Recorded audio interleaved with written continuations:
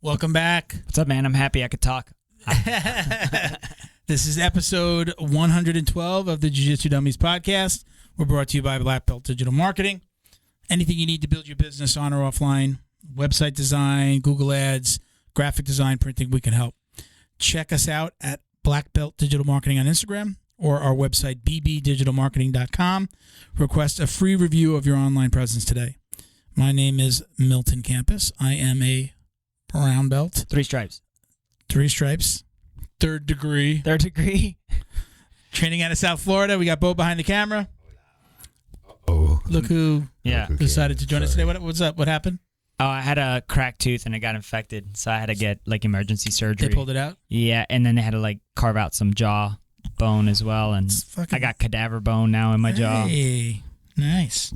You were right about that. Isn't dentistry great? It is, yeah. Thank goodness for them. Fucking brutal, archaic, like medieval. Oh, shit.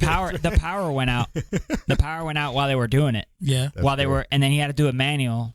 So and what do you mean? So he's pulling the tooth out? Or no, cutting so they it out, don't pull. or Yeah, so they use the drill to break it more, and then they have this big hand tool that's almost like a drill, but like a manual. It looks like cartoon. I'm drilling a tunnel like that, like a big drill bit, like a unibit. Oh, and he was all his weight down, and one of the technicians was holding my jaw up because he was pressing so much down, and then since the power went out, the other technician, so there was 3 of them, and she had cotton on a stick, and she was just the blood, and then there was just blood and bone just spewing out. He looked like a madman. His gloves were all bloodied up. What was the third one? I'm picturing the third one hand holding a gas lamp.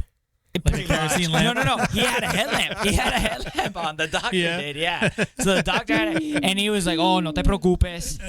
Everything's good, bro." You know, he didn't say bro, so I was... good, thank God. Meanwhile, you can hear crickets and frogs in the background, the swamp, you know? No, he's everything that we need to do from here on out is mainly, I could do this without any power. Happy to have you back. Great. So, hey, everybody, don't forget to like, comment, share, click that subscribe button on YouTube. Right. We'd really appreciate the support, so thank you. Joining us today is us. Hey. Right? We're doing a solo again. I like it. I wanted to do it, and with everything that's gone on in the last couple of weeks, I thought it was good. So we'll be talking about steroids. I want to talk about the B team. I want to talk about the B cream. Danaher. Did you watch? And what? We'll talk about it. But did you watch the Lex Friedman podcast with the B team? Yes. Yeah. Super. Good shit. Really interesting dynamics. Yeah, we're going to talk about it. Those guys, they don't even feel like they should be in the same room. The 3 of them. Yeah, there's a little bit of the... We'll talk about it. Let's talk about it. We're going to talk about it in a minute. So thank you to our friends over at Flow and Roll. Hands down the best custom gi and no-gi gear in the business. Don't believe us. Just visit their Instagram at flow_n_roll. Check out all the custom designs they've created for academies across the country. You can find our podcast here on their site under teams. You just find Jiu-Jitsu Dummies. That's right. You can order it from there. Go check them out again at Flow and Roll or flow_n_roll on IG, or visit the website flowandroll.com. You get 20% off with code JJD. That's right. Okay? The OG. He's like, yeah, that's right. Thank you to the BJJ box for all their support. They are Jiu-Jitsu's favorite monthly subscription box. It's delivered to your door, filled with premium Jiu-Jitsu and grappling apparel, equipment, supplements, supplies, snacks, and more. They find the best products in the world, Jiu-Jitsu, and guarantee every box to be worth more than the cost. Each box includes 4 to 7 items, right? Mm-hmm. Usually a T-shirt. We've got power drinks. Products. We've had beef jerky. Yep. What's that? The spiky ball. I still use that. I use that one all the time. Too. So use coupon code JJD10 for $10 off your first order. More cool stuff coming. We should have had a box ready. Hopefully it'll be in the mail, and we'll be able to open it on the next one. I'm going to do my mysterious Milton thing. Remind me to tell you who reached out about sponsoring. Wow. Really cool. You're gonna like this one. You're gonna be like, no way, do I get one? We'll see. I'm working things out. Mercedes? No. Oh. I was going to say Lamborghini. Let's just say ice bath related. We're just going to leave it there. Oh, nice. Just leave it there. Wim Hof. Thank you to NeutralZone Clean. Before we even say anything, check them out at neutralzoneclean.com and NeutralZone Clean on Instagram or at NeutralZone Clean. That's right. We've got a box. We're gonna kind of do an unboxing today, right? So you've got we loaded up some of the new stuff there, right? The refill for the spray. These are the spearmint. There's the soap. This is the new stuff. Yeah, so the they've new got soap. Soaps and bars. That's right. So NutriZone Clean, what is it? Shower right, it's all gel. about being clean on and off the mats, training, your personal life, get rid of the yuckies, right? For this is the best. What are we worried about as jiu-jitsu practitioners? We're about staph. We're about ringworm, open right? cuts. I spray myself down. Yep. As a matter of fact, I'm going to take that one home with me because we got another one, the refill. Yeah. But I spray myself. I put it on a towel or I wipe my face down. I put it all over my body. I've even started to spray my belt between belt washings. Oh, you're on the fence now. Yeah. What are you going to ask? So I spray the belt sometimes. Do you spray your belt? Maybe we'll do that. So I spray the whole thing. Yeah. I know some of the stuff is there, but this is their new stuff, right? We've got the shower the gel. Spearmint. Yep. Shower So there's gel. a shower gel. Yep. So we got a couple. These are we're going to be able to test those out. Shower gel. Yeah. So we can take together. No. Oh. We've got the refill. Nice. Like the one there, right? So Bam. you can actually use that for the spray, Yep. or right. Can you mop mats with this? Did you ever ask They're that? coming out. He's posted it. He's coming out with the spray for the mat cleaner. I think that's testing it. crucial. But you can actually use that to wet. Yeah. To put a little The bit wipes. extra on the wipes. Yep. Or use it for the spray bottle. You know what? I just ran out of wipes. I've been visiting a lot of cow farms lately. That's yours then? Oh, cool beans. It stays in the truck. Mike I always keep one. I'm going to keep that on the door. This one, I'll keep that over Bam. here What's for now. up? What's up? And we've got some. NutriZone. We'll leave some of them here, and then The spearmint. we've got, some.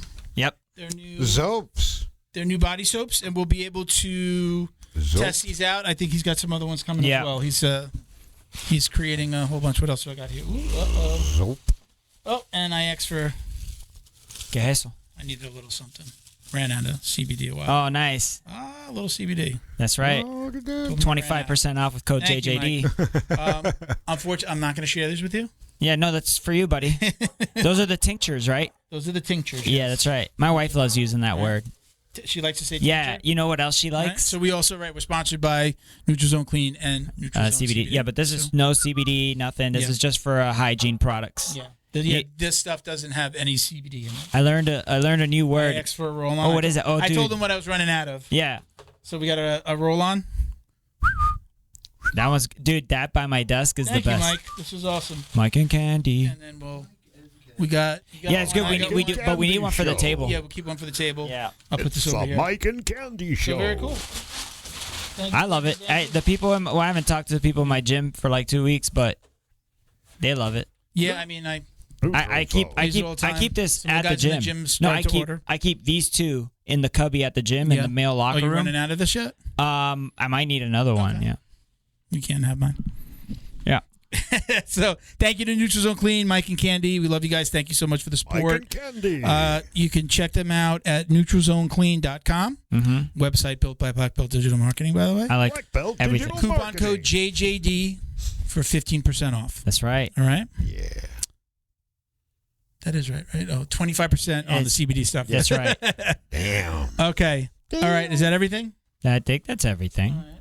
So until Mysterious Milton tells us who's interested. Well, we're the guests today. Yep. I just feel like I have a lot to say about what's going on. It's a lot. I talked about steroids on the Yoshi Kurt episode. We also talked about it before that too. Yeah, it's been 3 episodes now. I know that. Like, I even put out a video that was, I said steroids and TRT in the same breath, and I knew some people were going to be like, "That's not the." Yeah. It's not the same, I said it in the comment. I understand. Yeah. Yeah. My overarching point was I am, unless I have to. Yeah. I am not going to inject anything into my body ever again. No exogenous anything. I've done that.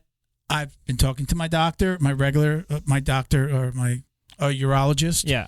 And he's telling me, like, you could do this, and I got a prescription for something over the counter. Not over the counter. I got a prescription for a prescription, not over the counter, but a pill that I could take based on my testosterone levels, because I'm not bad, but I'm just not I mean, as soon as I started talking about him, like his eyes almost popped out of his head, and he was just like nodding, just like these places that pop up.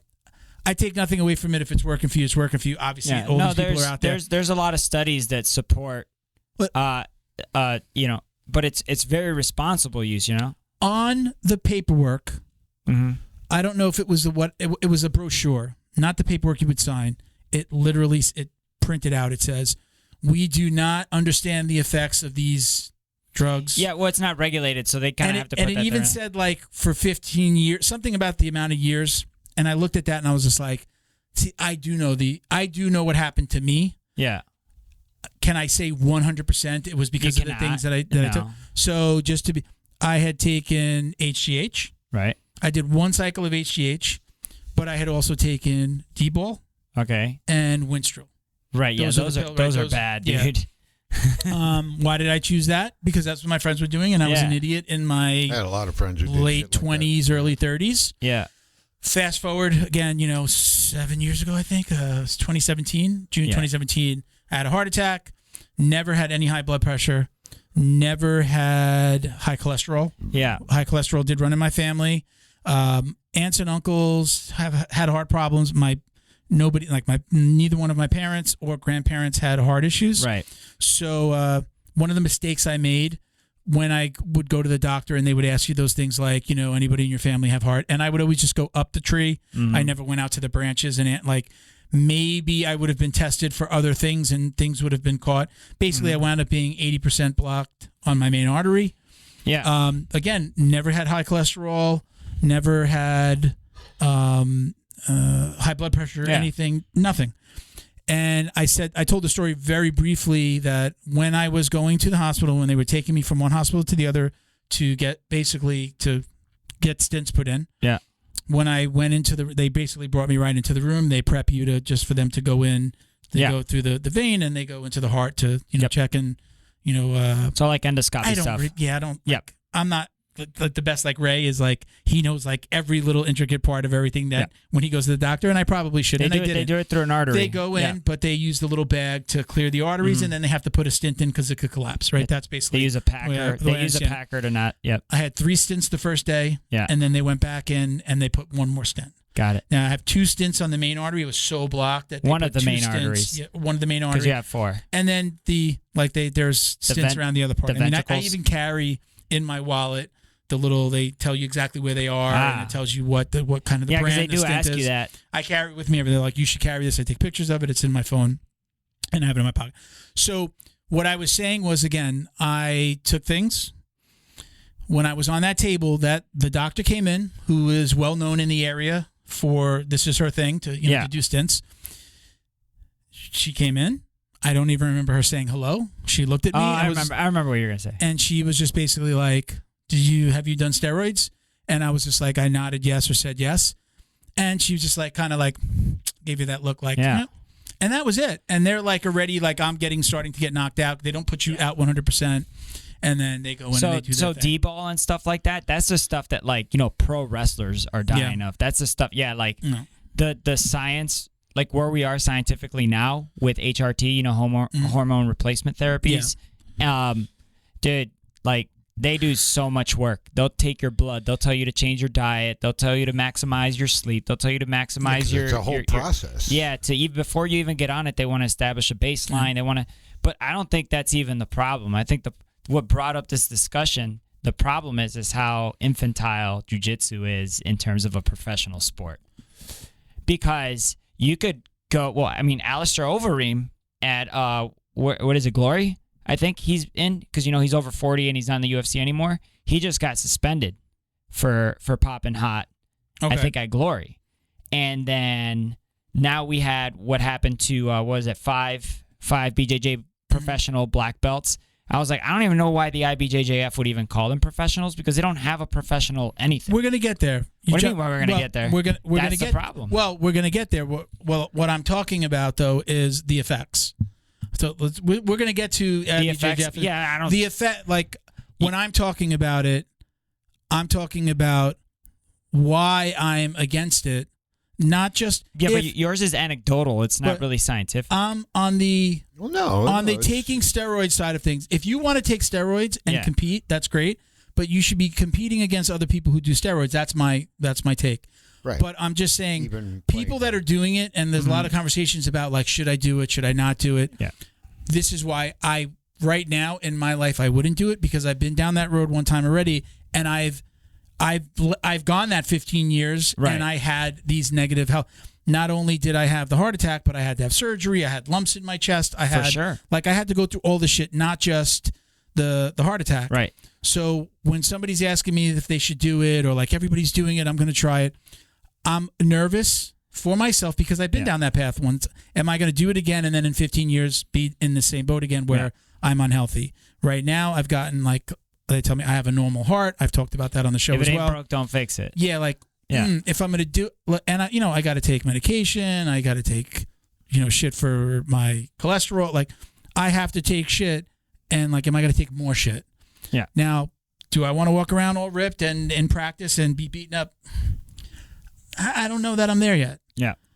But I know that a lot of people are taking it. I am telling people, be very careful. For sure. Because we don't know, even though it's it's just testosterone replacement. I get it. But you've got to take the TRT. They shouldn't casually throw that out there like that, yeah?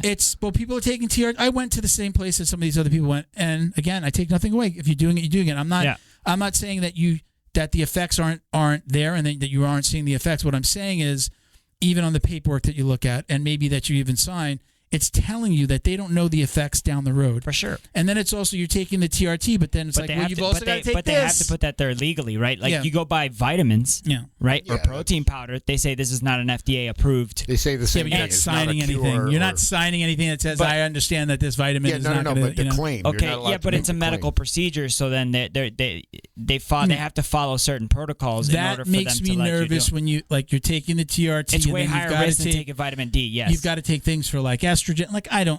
I don't know all the ins and outs of exactly because I'm not doing it, but you're taking the TRT, but then you're also on a cycle of this thing. That got me nervous as soon as I went. I went to the same place that my other friends have gone to that are doing it. That made me nervous. It took me back to that time. So I wasn't trying to cut you off with the IBJJF stuff. Talking about this is why I wouldn't do it, and that I tell people, if you're going to do it, you have to understand that you don't know what's going to happen to you down the road. I think if you do anything without doing any research, you're dumb. Yeah. So do your research and then see if it works out for you. So now let's jump. That was my me standing on the soapbox. It annoyed me because I think that I didn't explain it properly, or at least I got a little feedback like, hey, steroids isn't TRT. That's not what I was trying to say on the last episode. And I know you know. Yeah, I'm just talking about the effects and that it makes me nervous. And if I have to inject myself with anything, it better be because it's got to help keep me alive. Right.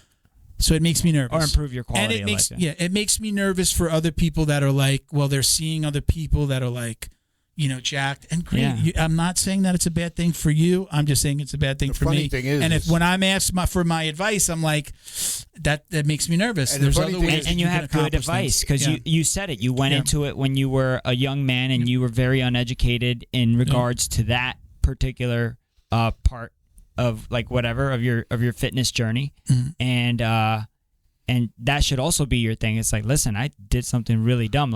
You should tread these waters very carefully. You see, you know what's funny? There's a guy I watch on YouTube. Shout out to as I drink a nasty Coca-Cola, putting that just for the caffeine. Yeah, shout out to Psych Substance. I've been watching this guy for a couple of years, and he was kind of a regular dude, right? Normal guy. And he started to have some health issues. Went to the doctor, found out that he was low testosterone. So they had to do TRT for him. He ended up getting jacked, but he was very specific. He did a whole episode about this. He wanted to let people know TRT is not so you can get jacked. It's to replace it if you're low. It's not. It's not. What I'm saying is this. It's getting your body to start producing it again. Yes. Right? No. It's an exogenous. It actually shuts down your endocrine system, so your body will shut down. But those are two different things. If you're taking testosterone, that's putting testosterone in your body. Correct. But the TRT is that something that makes your body... TRT is not like the chemical that you put. It's not testosterone. It's testosterone replacement therapy. That's what TRT stands for. Yeah. So it is not to be used as a steroid to get jacked. And No, this is it's what a replacement. Right. Yeah, I get it. So what I'm telling you about what his experience, because this guy had a real world experience, and he decided that he also wanted to get jacked. And he very, very clearly explained that the way he got jacked was not from the TRT, was not from the testosterone. That helped because it put his testosterone back where he needed to be. But what he did was through working out and through supplementation and diet and, you know what I mean, a whole process, he ended up getting really jacked. Eating a ton of calories. And a lot of people are like, oh, that was just a TRT. It's like, no, that's not what That's it's how for. he would have been if his body was if producing. his body was normal, correct. I understand, yeah. And that's what, like, you meet a lot of men who are, like, I'm very happy over he did 50, that, and all they're taking is, like, 5 milligrams a week, 7 And milligrams that's a a week. very small amount. Yeah, or I don't even know how to, is it milliliters? So then To I should say, replace. when I spoke to my doctor, the prescription that he's talking to me about would make my body produce more testosterone. I'm not putting testosterone in. Yeah. It's going to make my body produce more testosterone. I'm not familiar with that. Yeah, that's so that's what I'm saying. That's the difference. I wasn't 100% sure about the TRT because, again, I like entertained it TRT briefly. and HRT are It's the literally names of putting testosterone back into your body, not making your body produce more on its own. Like there's No. different Okay, methods. okay. Yeah, there's Yeah, different so methods. There's once- replacement and then there's trigger, where it triggers your body to produce. But if you're having an issue producing it, that's where actual replacement comes in. So, and I should say, like, But I'm once you start doing that, that's I'm it. 50, It's for life. I'm well, low. not really. Yeah, I'm really. 50. I'm low, but he's like, I'm not bad. Yeah. So he's like, I don't think that stuff is for you. I don't like those treatments, but here's a medication that you can get. Right. Just so happened that the medication, it's like completely out of stock. Like they're having a problem stocking it everywhere. Must work. It's on a ship somewhere off the coast And of literally, California. like the generic is no longer being made, so I guess the original is not available. It's like it's a mess. So I'm like, having to get it. So, and look, full disclosure, and I've already said it on the show. I did start to take a while back Astroflave. You've probably seen it. You'll see it on you'll see it now because your phone just heard me said say it. it. I've heard of it. Yeah. Astroflave. I started taking that. I'm on my second. I ordered it. I'm on my second bottle. I did the. Is that I have now is that done the stuff that like Andrew Huberman was talking about? Yeah, I should have freaking bought the bottle. It's got the ashwagandha. You can pull I it know, up. I know exactly what you're talking They about. had talked about it on Rhodiola. Rogan, and then it got really popular, and everybody puts out the commercial with the guy talking about it on Yeah. Rogan. They literally say in their videos and online, like, we're not, where Joe Not Rogan does not endorsing. endorse. Yeah, yeah. So I started to watch that. So I took a couple of I took a couple over the counter things because my doctor first told me, you're not low enough. Just go do an over the counter, and you should be fine. There's other things you could do to mitigate, to help you produce more testosterone. Yeah. So he said, do that. I tried a couple of different brands, and I knew, like, they all say, you got to do it for months, but I didn't feel like I was getting anything out of any of the ones I tried in the beginning. Stuff at like Vitamin Shop, and then I did the Astroflave. I definitely feel, there's like definitely going to get personal here. Definitely like sex drive, but like sleeping, Okay. like literally raging. Yeah, I gotcha. Boner. Raging boner, like in the middle of the night. Boner. So you're 14 again. Like, dude, the other day I was like painfully like raging. I was just like, Jesus. Honey. Yeah. But not like, so I also know that I have a lot of stress. I've run a company, run the marketing company, do this, a lot going on. Just driving here is stressful. It's driving here, new house this last year, daughter in first year of college. Like, it's like everything piled on this year. So I know that stress is a huge part of like things for me, for my really, really try to control and like take breaks during the day and things like that. But I am feeling like I've started to notice a difference with the Astroflave. I'm going to also say again, I've been taking stuff, I would say, for 5 months. And you've also but been I changing tried your this other stuff that lifestyle, didn't work. Yeah. And then I kind of, when I switched to this now, was it like I was on stuff and then this just kind of took over from those other ones? And like I've been on something long enough? No way for you to I know, there's quantify no way it. for me to know. But I'm going to say when I switched over a couple of weeks into the Astroflave, I'm just like, dude, it's like sometimes it works. Hey, it works. my friend, look, what are you doing here at 3 a.m? You ask like that 110-year-old lady, she's like, eat mashed potatoes and one shot of whiskey a day. It's like, it just works for her. It's like, Now, this part is, I don't know if this is the placebo effect, is I definitely, when I go to the gym to lift, like I feel like a major pump, like from like what I experienced when I was in my 20s and 30s when I'd go to the gym, just be like, I want to do another set, like I feel that when I am lifting weights. I'm just like good for you, man. You found something that works. Like do some more, go heavier, So I do feel that. So again, is that the placebo effect? Is that, I'll say it's that.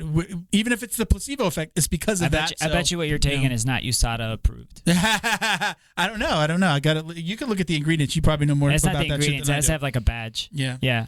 Just like the deer antler stuff, the deer antler felt that people take to increase their testosterone. USADA.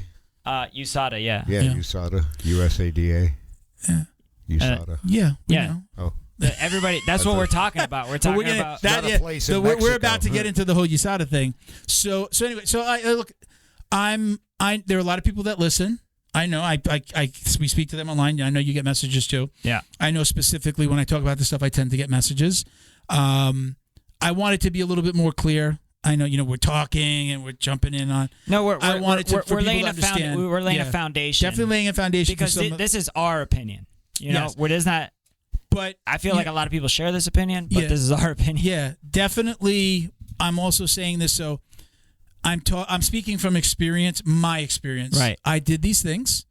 When I did the HGH, my neck was like freaking this big, and like I didn't notice it when I was doing it. Well, your intestines like, are look at your freaking neck, or like it's huge. Like I worked out heavy. I did, HGA makes everything grow. Yeah, literally everything. Penis.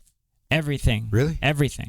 Your intestines grow when you take HGH. Can I get my HGH? They put kids on HGH when they're not like on the curve on the scale. They'll put kids on HGH, and believe it or not, because of how hyperactive their endocrine system is, you actually have to the dose that you give a kid would kill a man. Really? Yeah. So when they do TRT and HRT, it faster.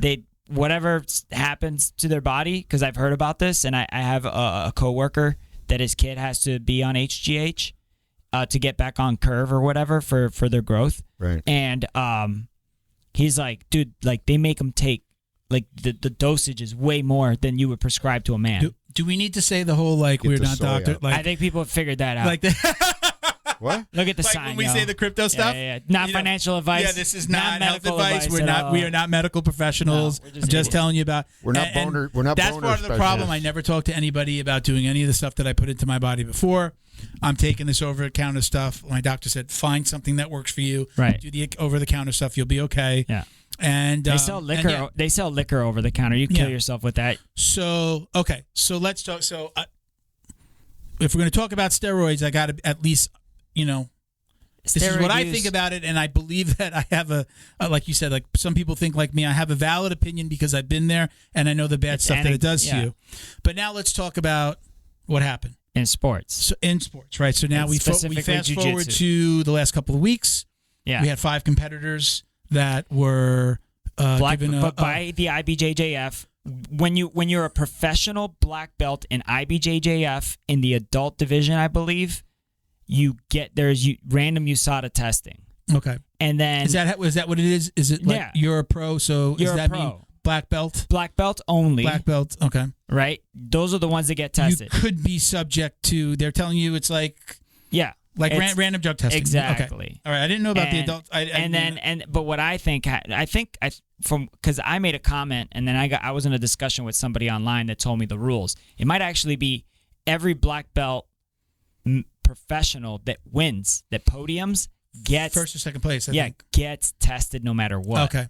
All right. If I remember correctly, right? So now, but the thing is, so let's make the point that everybody knows that if you're getting tested because it's prohibited. Yeah. You're not supposed to be doing By steroids and competing. So there's a whole bunch of things that we could talk about there. So number one, it's 1 second. Is that fair? Is that cheating? Can you move those 2 big bottles? Just you can give me the big one. Give me the big one. I'll put it over here. Because it's making the camera fight for focus. The other refill too.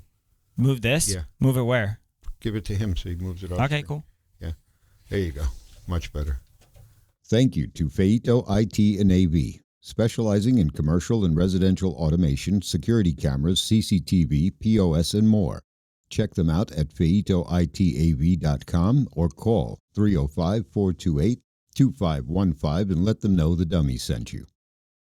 Jiu-Jitsu's favorite monthly subscription box has now joined the Jiu-Jitsu Dummies podcast.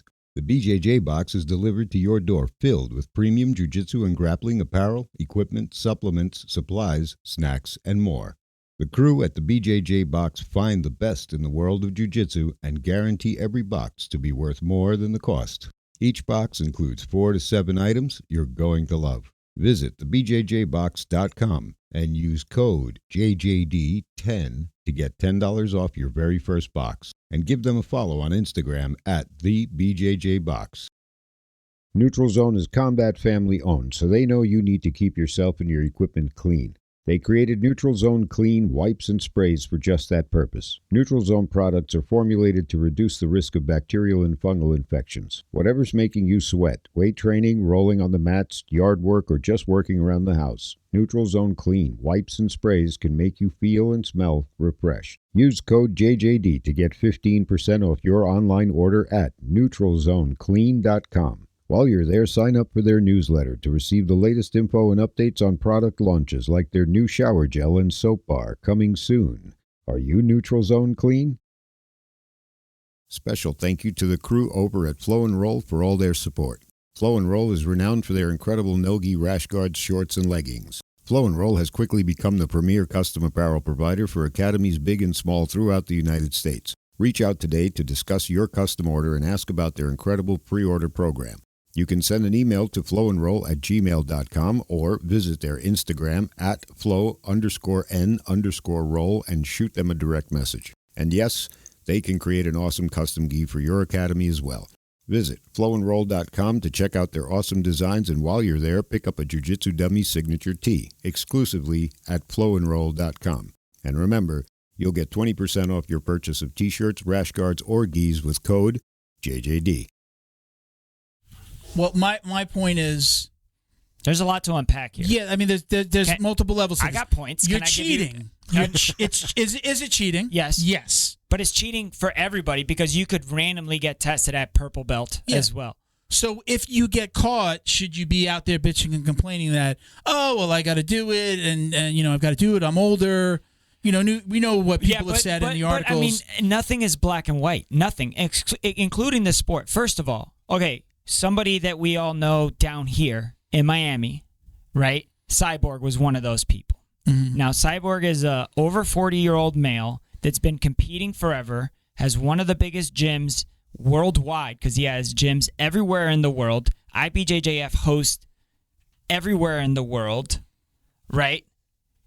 You know how much money indirectly Cyborg makes for the IBJJF because they have to get their card, which is $25 or $35. Then they have to go pay the $100 and whatever dollar fee, right? Mm-hmm. And then they're stimulating the economy wherever the event is at because of hotels, bars, restaurants, amenities, whatever, And that guy, I'm not the biggest fan, right? But, he generates competition. He is part of the competition. He's one of the most winning IBJJF So does that give you champions. license to... No, but what I'm saying is it's the IBJJF does not have a pro league. Next year, when you're a black belt, you could be in the same division as him. You could sign up as an adult, even if you're over 40. It doesn't matter. You're a professional black belt now. Because of that. But you could go to a Who's Number One event where they're not testing. You could go to EBI where they're not testing. Literally every other BJJ organization does not test, and that is the only one that tests, and it's the only one. So then don't do that. Don't do that one then. But it doesn't pay. But don't do that. Your answer can't be, well, I've got to do it because I've got to keep up and I'm older. No, if the rules here are don't do steroids and compete here, then don't do steroids. I also agree with that. You could do a WNO. You could do the other stuff. You could do a third coast grappling. You could do EBI. You could do whatever. You could do all this other stuff unless those things change as well. It's the level playing field. It's the same reason why you can't do it in Major League Baseball or the NFL or anywhere that tests. But it's not a professional sport. You can't just call somebody a pro because they signed up for a division. Like, Well, that's that's what I'm saying. semantics. That's semantics. It's just great. you're saying you're not supposed. I guess what you're saying is like, so But anyone that's not a black belt Yeah. could be doing it, and it's okay. And they are doing it. and that's true. Are Versus they the getting pro paid? side. Okay, so I get your point. No. So if they're not getting paid, they're not pro. That's the argument. But they're But- getting paid in they get paid at other organizations. Do you say I'm a pro in that organization because they're paying me, but I'm an amateur and here? they do have some paying events where you podium and you pay, and then they have like the IBJJF Grand Prix, the stuff that they do on flow grappling. The larger Those guys get point paid. is if you're doing it. You're a cheater. Yeah, I know that you're saying like everybody's doing it, but not everybody's doing it. No. A lot of people are doing The it. majority. But there are people that are competing clean. Yeah. And now you have an unfair competitive edge. Yeah. And there's a couple, I believe. And if they're telling you we don't want you to do that if you're going to fight here, Then don't. then don't fight there. I agree. And then don't complain when you get in trouble that, well, I did it because of this and they should understand. No, you should. Great. Yeah, do it, but don't cite them as they're wrong or they should understand. You're not understanding. Yeah. You're like a child going, but Mom, I want to do this. Right? Okay, but it's No, not. I told you not to touch that. Don't touch that. When you touch it, you get in trouble. But it's not that type of relationship. It's a symbiotic relationship where they're supposed to. If they want to cultivate a professional sport, then they should do it professionally. And I don't believe that they are doing it professionally. And hey, look, you're hung up on the word pro, and I don't really. I'm not so hung up on the distinction. I'm just saying if they say, hey, we don't want steroids here. And they're just saying they're saying they don't want steroids in their organization at all. Exactly. But they're only testing at black belt and above. Yeah, but that's my understanding from what you're saying. Okay. That's my understanding. I just don't think if somebody says don't cheat, don't. Okay, that's considered you just cheating. said the same thing 3 times. Yeah, the same thing. Go ahead. This is what I have to say. I can't wait till South Park does an episode on this. There's a conversation between grown-ups where you are absolutely unequivocally correct, which you are. But it's still a conversation with grown-ups. And the conversation, the 30,000-foot view, right? Because I feel like we're in the forest, right? Can't see the forest through the trees. Is that, do you want to make IBJJF a professional sport? So the conversation isn't, did they cheat and should they deserve to be punished and they shouldn't bitch? The answer is yes, you are 100% correct. Okay. But that is a point, that is a battle, that is not the war. The war is they are selling themselves as a professional organization, and there's a conversation to be had. That's what they're saying. Yeah. The conversation That's a whole different thing about money, though. Is you're right, but you're also doing shit super fucked up, and you're not, you're like, it's like they're having their cake and eating it too. Oh, I mean, the IBJJF side is a whole other conversation that can be had. That's the conversation. But I think those are two completely different issues. Let's just keep it. Did they do steroids when the organization asked people not to do steroids? I just told you were 100% unequivocally right. There's no argument there. I don't think that those two, the whole, being pro, are they a professional organization, is completely separate. Yeah. You can't cite that as like, well, I'm doing it, but you're not a professional organization, so I should be able to do it. No. The rule is don't do steroids and compete here. They shouldn't compete IBJJF at all. Now let's have the next conversation of should we be a professional organization? Fine. Right. Those two don't. They're not mutually exclusive. You don't have to. You could become a professional organization. Yeah. The rule is still going to be you still can't do steroids. Yeah, but that's not the argument. It doesn't affect it. It doesn't affect it. But it's not the But argument. I think that's I'm not going to say it's a childish argument. I don't believe that that's a valid argument to have. You got caught with steroids. Say you're sorry. Mm-hmm. Say I shouldn't have done that. Yeah. Maybe give back a medal or two, however they're going to handle that. Yeah. And continue to run your schools and do your thing. Yeah. I'm not saying I when talking before about I don't think steroids are right for me. Right. And I don't think TRT is right for me. Yeah. But now I'm saying as outsider looking in to these things, it's just if these are the rules, fight by the rules. If you cheat, you get caught, you get in trouble. Don't go, oh, but I did. No, you knew the rules. You broke the rules. Just stop, move on, don't cite other things. Don't cite these other things about the organization and what you do and point fingers when you cheated. Yeah. You can't go. I don't think they denied it. They didn't deny that they cheated.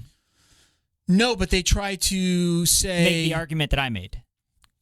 Yeah, they started to bring up other things that don't have anything to do with did you do steroids and cheat?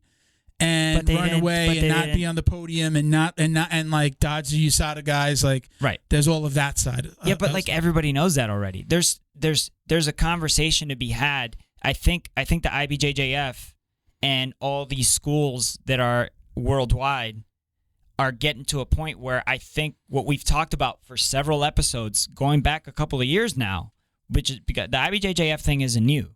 Everybody's been knowing about this. Yeah. So it's like the conversation to be had is the conversation that just came up now. I think the reason they tested Wagner and Cyborg and the other three, it's because they left the podium. Remember, they had a flight to catch or yeah. Well, like, because they knew. Okay, exactly, we won. Shit, yeah, right. We won. We're about to get tested. Yes. Let's go. Right. Allegedly, that's really allegedly. Allegedly, yeah. You know, that's they weren't.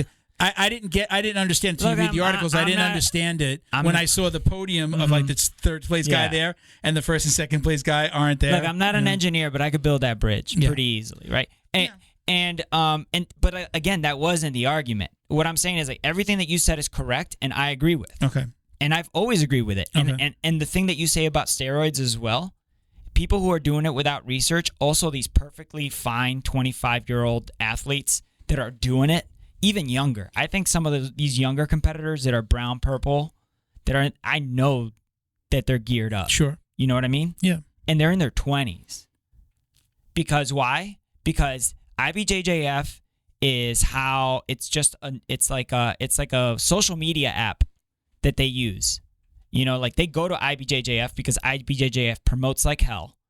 And if you do really well, then they do well. They'll show you on Flow, like bam, bam, bam. Mm-hmm. It shows you who you are, and then it's also points based. Sponsors. You get to go to Worlds. You get to do all this stuff. So it's like it's an avenue, right? And that's actually the IBJJF's counter argument to all of this is like, yeah, we know what we're doing, but you understand that like if you're big time in IBJJF, that's the one everybody respects. Mm-hmm. Okay. Right. That's their argument. Yeah. And like I said, the 30,000 foot view conversation isn't everything that we're talking about. It's everything that brought everything that we've talked about to this point where I believe the IBJJF needs to have a professional league. Agree. I agree. I mean, I think we're both getting to the same point. Yeah.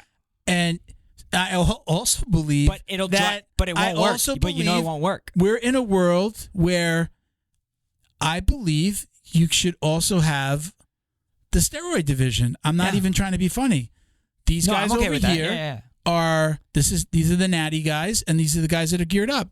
I'm fine with that, and I would watch both. I'm not hating on you because you do it. Right. I'm telling you, it's probably not the best thing to do for your health, but I get it. You're doing it because because money and dollars, and Gordon's come out and said he's doing it, and all these people that come out and say that I'm doing it. It's not tested. I believe just do that. Yeah. To have this league. Yeah. Even if it's IBJJF, these are the natural guy. This is natural, and I don't think you'd ever call it the steroid division, but you'd be like 100% natural. Everybody's getting tested or at some level. And if you don't want to get tested, you guys are all going to fight over here. Yeah. I'm absolutely fine with that. Yeah, that's called... We're getting to a place where just everybody's going to be doing it. It's like weed. You can get weed wherever you want. It may not be legal, but you can get it on... I want to see the weed. You're not supposed to compete drunk either. I want to see the weed league. So I'm fine with that. Again, I just think that their argument about, well, you're not paying us. I get it. You understand the bigger picture here, right? I do understand the bigger picture. That's the bigger picture. And it's also like I've even gone to the point where I've thought about like these big schools like the ATOS, the Fight Sports, the New Wave, the Dream Teams, like all these schools, like are they getting kickbacks from IBJJF? Like who's to like this is an unregulated, they're regulated but they're self-regulated. There's no overseeing body that says, "Hey, IBJJF, make sure let me audit your spending." They're trying to be that over right. But what I'm saying is like right now that they're the bee's knees. They're on top, right? So what I'm saying is like who's to say that even though these big major school people, like the leads of these schools and these famous jiu-jitsu athletes are just like blah, blah, blah, blah, blah about the IBJJF. But behind the scenes, there's like, hey, man, if you get 300 students to sign up over the course of these 3 events that are in your region, I will give you 5% of blah, blah, blah, blah. Like, And then there's a motivation to sending your guys to school. I think we would. to a competition. There would be rumors about that you can't keep something. How would like, you know that? I just think that because everything gets out. No. Everything winds up coming out. No, I don't know that. Nope. The hell are you talking about? I mean, you're making an assumption. You're making. It's an assumption. It's pure speculation. Yeah. Yeah. But Okay. like, what is the motivation for a guy who owns a school with thousands of students? Right. Let's just like motive. Right. Yeah. Thousands of students across the country. Around the world. Well, let's just talk about ADOs. Is there ADOs around the? I don't know. Probably. I don't know. All right, or Gracie Baja. Okay. Giant, Yeah. right? Where they even hire Gracie Baja people that train at Gracie Baja to be the refs and all this other stuff. But let's just say you're the king dingling at Gracie Baja. I don't even know who owns Gracie Baja. Isn't it the same people that own Gracie Baja like are involved with IBJJF? Even better. Right. Whatever. Let's just say that. Allegedly. Well, not even allegedly. That's the thing. No, that's not the point. The point is, it's like just very basic logic to getting attendance would dictate, hey, if you get this many people to come, then this is just an incentive. You don't have to. We don't hate you. I mean, you're making a huge assumption. Are you basing that on anything that you've heard? And that's anybody. No, that's just me thinking about it. All right. Okay. Because, just want to make that clear that it's not. IBJJF is not I said paying. it a million times. Okay. And I don't care what anybody thinks. Okay. This is what I think. Okay. Just like how you think about steroids, I don't think anything like you about steroids. Okay. Right? But I respect how you think about steroids. So what I'm saying is, what's the I don't understand how on one side of the coin you have a guy who's one of your most prominent, faces of the sport in your organization. And that one person also probably supplies a giant percentage of the attendance of all of your events worldwide. Like on the same, I don't understand how that relationship works at all. Because if I was a gym owner and I was getting screwed by somebody that makes money off of my likeness, right? Because not everybody wants to compete. But at the end of class, it's always like, hey, listen up, guys. It'd be really nice if you support the gym. And I would love to go to this event with as many people from our gym as possible. Hey, even if you don't want to compete, it would be nice for you to support your friends and your teammates. Coach them. Help them warm up. But guess what? If you go in there as a guest, you got to pay for parking. You got to pay for your guest entry fee unless you're the coach. You're probably going to buy an acai bowl. It all goes back to IBJJF, right? I'm just saying, hear me out. Aren't the IBJJFs free though? No. From perspective, I don't think so. Yeah, I've never paid. Not an IBJJF. I paid at the New Breeds. I've paid at the I believe. I've snuck in at the New Breeds too. And anyways, you still pay to be there. Like, let's say it's out of town. Like, oh, come with us to Tampa. Come with us to Orlando. Or if you live in Tennessee, like, oh, you live in whereversburg, come to this burg. Whatever. Like, there's an expense. I gotcha. All right. So all I'm saying is, like, I just don't understand why all these gym owners on one coin saying, like, I hate this is the worst. Why don't you just change the rules, have a pro division, whatever, or just don't test at all? And then also supply so many people. But I think it's because it's the biggest game in town and it still means something. You can complain about it and still do it, I think it's dying. It's like, I hate gas prices, but I put gas in my car. Right. Because it's the only thing I can do. It's the only game in town, right? It's not the only game in town anymore. Well, I mean, for the car that I have, if I want to move my car, I have to put gas in it. It's just the car that I have.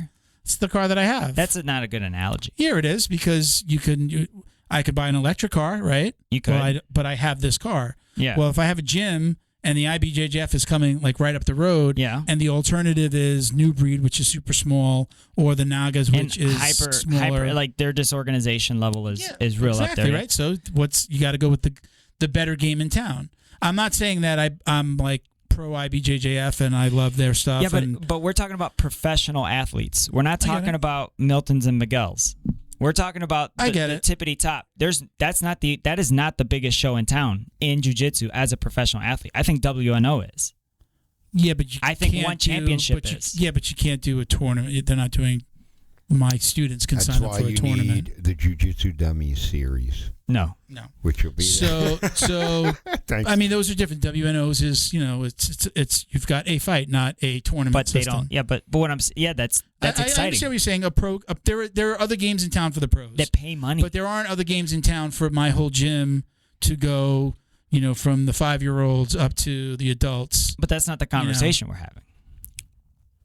You're losing me on where you're going. The professional, like having a professional league. Yeah. Right. It's like they're not professional at all.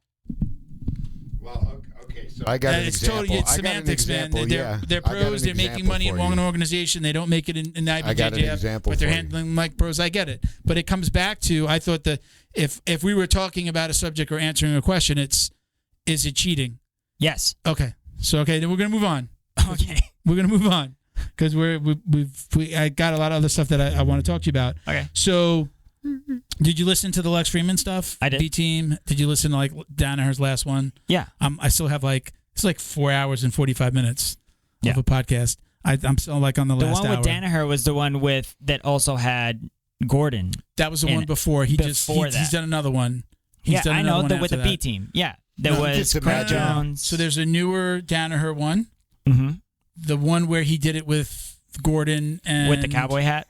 is a little bit older. Way older, So yeah. I believe there's a newer one post ADCC with Yeah. John, and then there was the one with the B team. Right. So did you? I got to see I've that watched all because of them. you Yeah. listening to I them? listened to it's Lex two Freeman. Yeah. hyper intelligent guys so no wonder it was 4 hours long. Yeah. No, it's great. So I'm still listening to it. But what did you think about the B team episode? I think it's interesting that there's 3 so completely different personalities in a room, and I think you could relate to who you are as a jiu-jitsu athlete, even as a hobbyist. One of them. I leaned so hard towards Craig Jones, like the don't care attitude, the don't like warming up should be your first roll, your second roll, and half of your third roll, like pretty much. Like that's how I think. Okay. Right. If you're gonna do like specific technique, like the shrimping and all that stuff, you should do it within your role. Like, Okay. and like I don't know, I just gravitated towards that guy. But then you got somebody like Nicky Rod, he's got an instructional on how to warm up the ritual or whatever. You know what I mean? He's hyper focused. He Nicky Rod, visualizes. did you say Nicky Rod? Yeah, Nicky Rodriguez. Yeah, so it's not only was it just the warm up. It's not only the warm up. It was the whole ritual, like Everything. like for the months of training. the whole thing. Okay, Yeah. so it's like the months leading Aligning up. your chakras and doing whatever he does. Does it go that far? And then you got Nicky Gordon, right? Nicky Gordon. Nicky Gordon Ryan. You got little Gordon over there, and he just like I feel like he's like hyper talented and extremely intellectual and understands the sport like unlike most. I feel like he's a Danaher type, in terms of like he has like Cerebral. a coach's vision, but he'll also he'll mop the floor with just about anybody in the world. He's really freaking good. But like his mentality is like, I just love this thing. I feel like he's more of a purist and just kind of goes at it. Whereas you have somebody who's super calculated, and then you have somebody who I just think is just not. I think he really means it when he doesn't care and everything is fun. I was going to say, do you think Craig Jones really is that carefree? Yes. is it? Do you think that a lot of that's an act? No. You think that's truly how he thinks? Mm-hmm. Yeah. I don't think he's lying. I mean, I believe him when he say he doesn't like to warm up. You know how many Craig Jones matches I've watched? All of them? Yeah, I'm talking about in the gi, in Abu Dhabi, brown belt, Yeah. purple belt, Craig Jones. Yeah. And doesn't care about Yeah. anything, man. No, I agree with that. What did you think about? So we'll get into like the split, but I thought it was an interesting dynamic where he's constantly picking on Nicky Ryan. Nicky Ryan. Who's picking on Nicky? Oh, Craig Lex? would like constantly Craig, making jokes yeah. at his expense. Yeah. I thought it was like an interesting dynamic. Did you like? He made fun of him a lot. Like Nicky Ryan seems so laid back. It's like he seemed like he didn't want to be there. But I think it's his personality. He's so quiet, the opposite of his brother, that he enjoys the Craig Jones show. Yeah. even if it's kind of at his expense, because he would giggle and laugh at a lot of the stuff that he said. You could tell they're friends for sure, too, on top of that. It's that constant needling, it's... But isn't that like Aussie culture, though? Like they're always taking the piss out of each other. You know, like that's probably. what they're doing. It's funny to they're watch major it. ball busters. Yeah. It's funny to watch it. I was entertained by the dynamic, and it was just like almost like what can I do? I can imagine when they're not even on the show, like where it goes, but like how many buttons can I push before he explodes or fights back a little bit?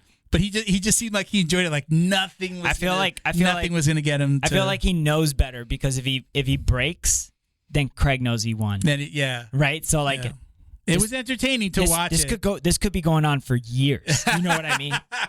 It was basically like every other time Craig Jones spoke, answered he'd say something at Nikki's expense, which I thought was funny. I'm not faulting him for it. Lex jumped on the bandwagon a couple times. He was super quiet, but when they asked him a question directly, I mean, he like answered very intelligently. Yeah.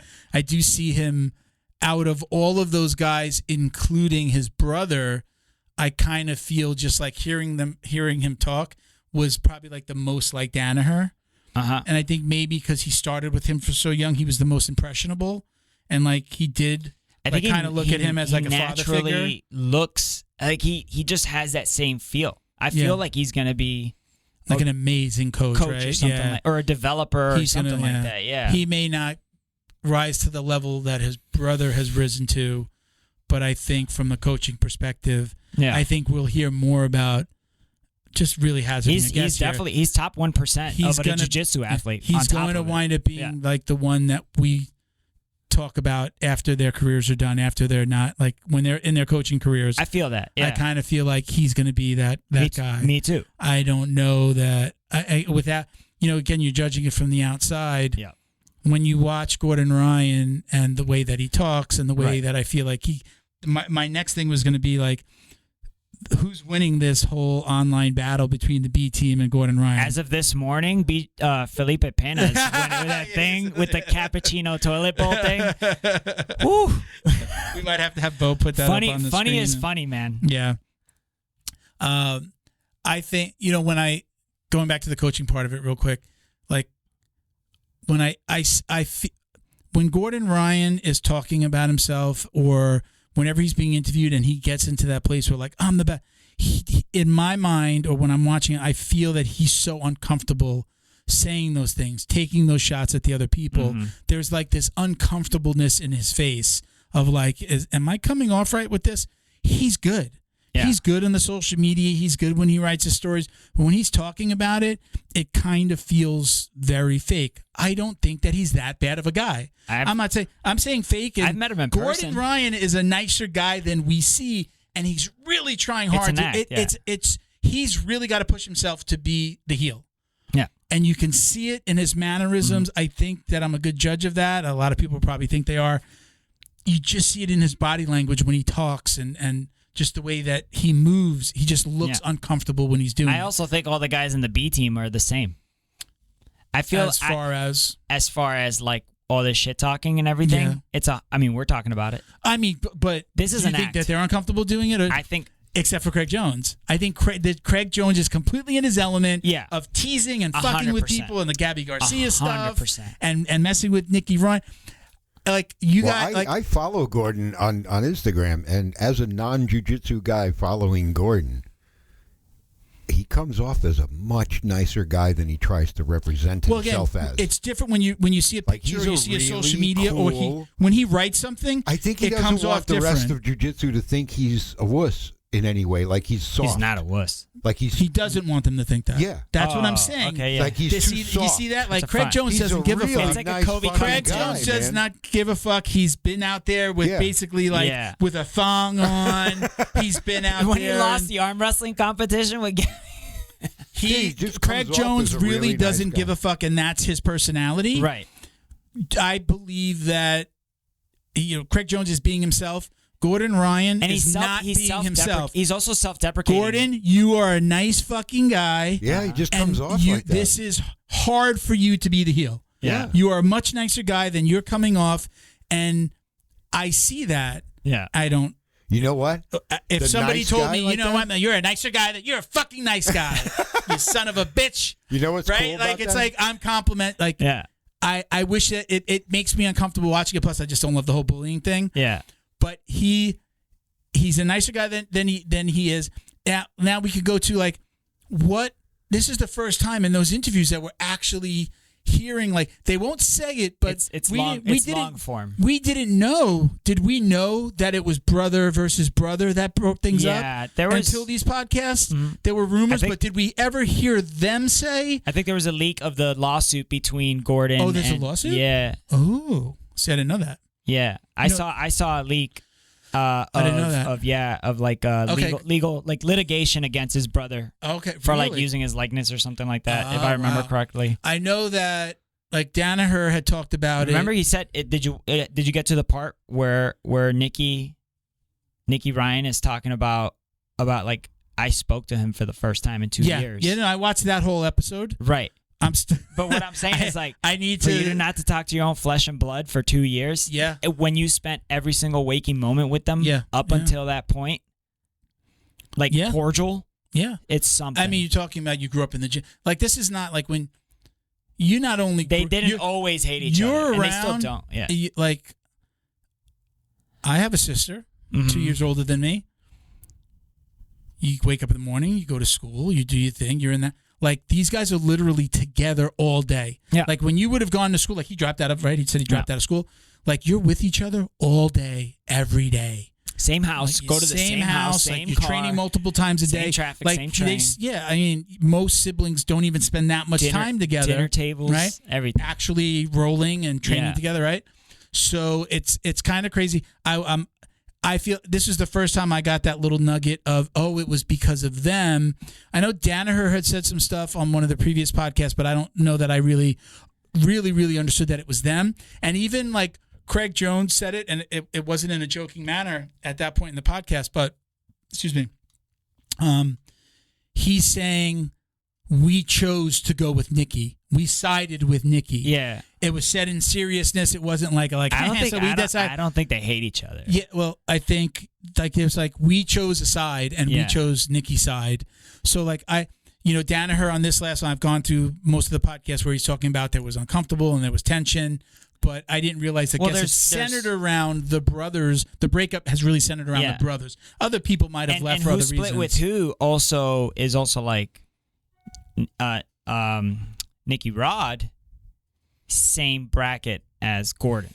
Mm-hmm. So it's like two of those in one gym. That's inevitable that they would have probably had to go their own ways. Yeah. So that will also help the decision. I'm sure. In terms for Nicky Rod. Yeah. Right? And then as for I believe that the Craig Jones thing was probably like you could tell they're really good friends. Like from that's what I perceive. Yeah. Again, I guess it's all speculation from Miguel today. Let's go back to. Let me ask you again now. Yeah. Who do you think's winning the online battle with all this back and forth? If I only had to choose between the two of them, between those teams, I know you said Felipe Pena, but let's say between the two teams, B team versus New Wave. Yeah, or no, BT versus Gordon Ryan, because that's really what it is. There's nobody else from New Wave like taking shots at the B team. It's like the entire B team putting out videos against Gordon. Now that you phrase it that way, I feel like I have to give it to Gordon because it is one man versus an army. Okay, it's 2-on-1. He's getting jumped. Who's funnier? Who's been funnier? And had the better gotcha stuff, gotcha moments, gotcha posts. I kind of feel like it. Well, it's the B team for me. I feel like it's the B team. Yeah. And again, it goes back to a big part of it is that Craig Jones just doesn't give a. And he's also self-deprecating. Yes, he's funny because he's just like he's talking crap, but he's like, I'll be happy to get second place, like for the rest of my life.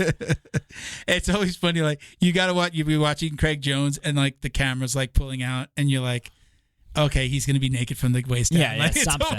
It's always something. He's going to be wearing like a banana hammock or something, you know. But I think the fact that he like truly is in his element with this stuff. Out of those three, who do you resonate with the most? Out of the four, so both Ryan brothers, Craig and Rodriguez.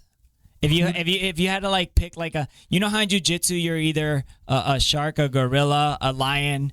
or whatever. It's usually another animal, isn't it? Like a gator or An something. aphid. Okay. You know how jiu-jitsu has their mascots Yeah, that yeah, everybody yeah, yeah. uses? So if those are your 4 mascots, either the Ryan brothers.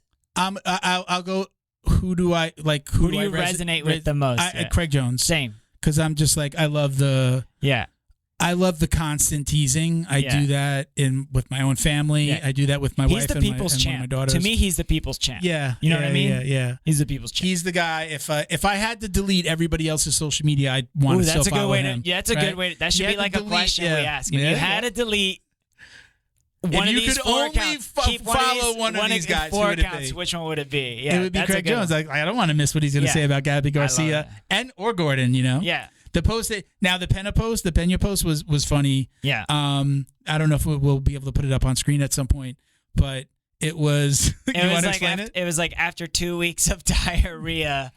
This is what you get. It's like practice makes perfect, and it was like a perfect latte olive branch. In a toilet bowl. So it's like, but it also it's a diss, but it's also a compliment. It's like, because Gordon Ryan is such a perfectionist that even with a debilitating gut issue, case of diarrhea, that just gives him diarrhea every single day, he's able to make art even in a toilet bowl. So wow, you really got all that from that? It's a nuanced joke. Yeah, that is a high level joke. I don't. I didn't look at it as long as you did, but when I looked at it, I just thought it was funny. Like, I know my shit. Has had diarrhea for so long or stomach problems for so long that he's now able to do this. Yeah, I didn't take it to the level of Gordon's such a perfectionist that he absolutely would have. Well, the post was a fake screenshot of a Gordon Ryan post. Yeah. Oh, okay. I didn't see. So it was him that made that. As if Gordon Ryan has diarrhea, this is how he's going to make himself seem like the king of diarrhea. Right? Which he is. Right, I didn't get all that. It's a very nuanced joke. You got to send it to me, too. I've got to take a look. I did send it to you. All right. Actually, I sent it to the Jiu-Jitsu Dummies account. Oh, yeah. So, I got a lot of stuff there, so it's hard. So your little one will get to see it, too, and be like, what is it? Did I tell you guys to be careful with the stuff you send there? Yeah. Because now my daughter's helping with the account. I'm gonna start sending all those Kimura videos of people just clack. I'm reading I copied our conversation from WhatsApp about the things that we wanted to talk about. Yeah, and I just got to how much IBJJF sucks. Yeah, was your comment? I brought that to the top. This should be on the list. The cream rises to the top. Yeah. Yeah. Let's see. So we kind of talked about it. The hobbyist side of it, fighting in the local tournament, knowing you're going to be fighting people that are probably roided up. Yeah, but what if it's so prevalent now? Think about how many 20-year-old. Think about how many 25-year-old black belts. And then they're going to be. I said hobbyists fighting steroided pros, and you wrote roided hobbyists too. Yeah. So it does go both ways. I tangle with several roided hobbyists at my gym. Roided or TRT'd, is it right? They're men of means. Okay. So yeah, they're doing it right, and it feels wrong because they're older. Because they're older than me, and when they get a hold of you, it feels like the strength of 3 dying suns. All right. Yeah, it's a lot. 3 dying suns. So one of the other things we wanted to talk about, I know that this was discussed a lot. We'll get away from all that other crazy stuff. This is fun, by the way. And, yeah, I'm having a ball. I'm having a blast. I've had so much to say. We have to talk about the card that's coming up. Ooh, we should make predictions on which because card? It's not the huge is the Usman card in UK. Yeah. This weekend. The thing is, we usually don't talk about stuff because it airs after. That's what I'm saying. But we could make predictions and let's see. We could pull up the card. Yeah. So let's talk about.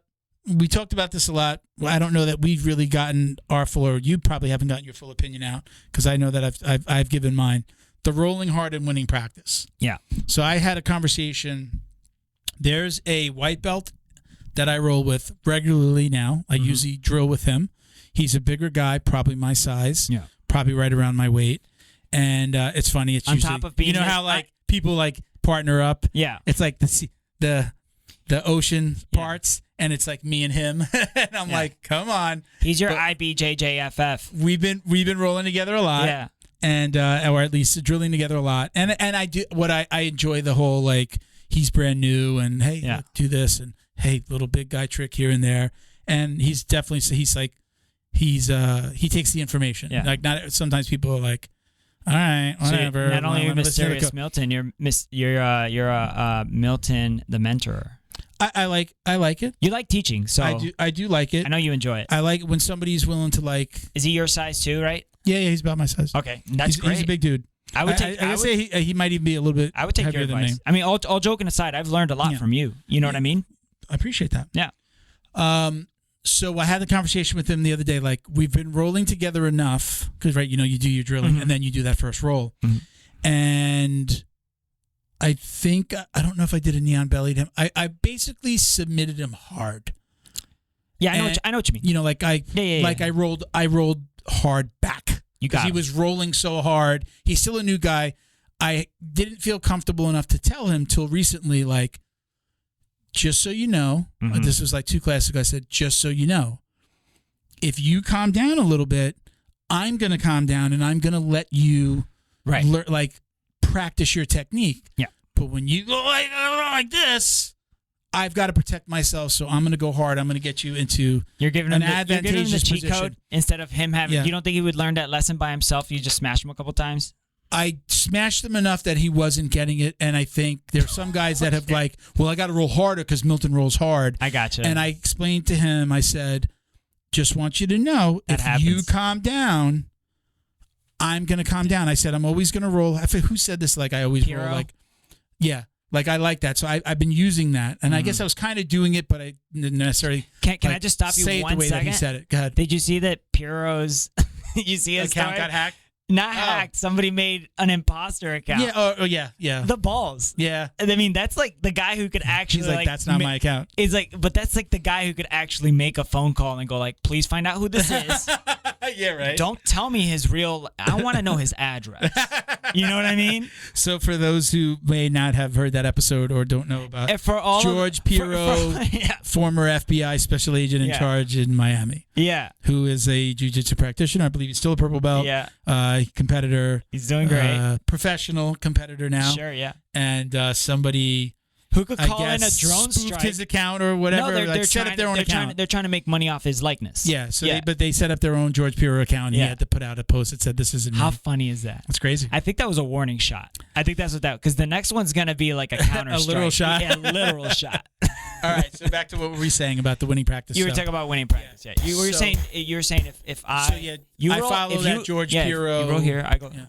I'm gonna roll a little bit higher than you. I'm gonna roll like just a slight level above. Yeah. And I explained that to him, and he was rolling hard. So I told him that after submitting him, I said, at the end of that roll, I said, if you calm down, I'm going to roll a little lighter, and I'm going to let you practice it. Your question to me is like, how do I feel about that? Yeah, well, just the overall, like a lot of, we've heard it a lot. We talked about it here, but then online you hear the whole, don't win practice. What are your thoughts on rolling hard in practice? Okay. Depends what you're practicing for. Okay. Right? It depends what it is that you're doing for your own individual schedule that day, because I don't owe you anything in my practice with my role. And I really feel really adamant about that. So it's like if I want to come in and I want to roll soft, right? I should either have the etiquette to say that like I'm rolling soft, but you could do whatever you want. Okay. Or are you going to roll hard because I will find another partner to roll with? Right? Because if you're at a level where you're like, hey, you should do this, then what's the difference between you saying like, hey, man, I'm going to give you the cheat code. If you don't spaz. So you're saying it's okay for you to be able to go in and do that? It depends. Yeah, it's okay for you to go in and say, I'm going to roll soft today. If you don't want to roll light, I'll find somebody else. Correct. I think that's totally so okay. Far. I agree. But it's also okay if Spazzy White Belt goes up to Milton and I'm going to kill you. And you should either once it starts like that, say like, hey, I don't want to roll like this. And I think you're perfectly okay to say something like that. Or you go with the flow. But it's not the other person's fault that they wanted to do whatever they wanted to do that was within the limits of, I'm not saying go in there and start faking the strikes and doing all that dumb stuff. I think that's all horseshit. But like if white belt, blue belt, purple belt, whatever, coral belt wants to go ape on you, then it's okay. I think it's completely okay. Now, I think does that person owe you hey, listen, I'm rolling hard because I'm going to be doing a competition? I don't think anybody owes you that. What if it's a brown belt on a white belt? What if it's a brown on white crime? Sucks to be that freaking The white belt. Okay. And you know what? But the white belt, I think that the culture in the gym is also very important. And we talk about that a lot. I think it should also be not a problem at all for a white belt to go like, hey, I'm uncomfortable.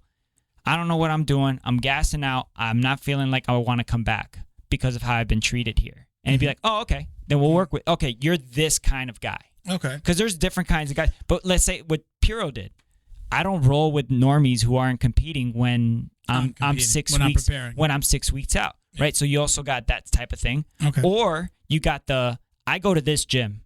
You go to 10th Planet Hollywood and you train at 9 o'clock at night. Let's just call that the pro class. And you go in there and just because like let's say you're like a X-ray tech and 9 o'clock at night is your 9 o'clock in the morning and you just did your shift. Like if you go in there, just know that that's what you're going into. Yeah. Right, but I don't think nobody owes you anything. The only thing I feel extremely strongly about is any man overpowering a woman in a smashing type of way. Okay. Like how Lydia was talking about. Yeah. Like that. I think there is a level of respect there where it's anybody weaker too. Like sometimes the 16-year-old just got into the adults class, right? Like when little Alex was little Alex. You don't smash him. Yeah. Even though he had his tendencies when he was that young to just and he's a rider. Always gone He's hard. a ride or die dude, Yeah. right? But out of respect, you look at his mom and you go, yo, your kid's crazy. and then you either give up the submission or you hold your position or whatever because you could actually hurt him. Yeah. Just like you could hurt a little girl, because essentially that's what they are. Like I don't care. Dude, if it's a 125-pound girl, let's take Sophia, for example. She's strong, super strong. I could grab her and throw her. Yeah. I could be extremely disrespectful. And I think any man could do that. Now, well, I don't think either one of us have been in those environments. I mean, that probably happens out there, but you and I have never been in an environment. But what I'm saying, you're asking me my opinion. And like I said, nothing with me is black or white. It's extremely nuanced, right? Yeah. So I say, do I owe you or anybody owes you any explanation to what I want to do? No, not at all. But you also have the right, both parties have the right to say, like, these are my intentions. If you're not cool with this, then I'm okay if you choose somebody else. So I agree with most of what you said.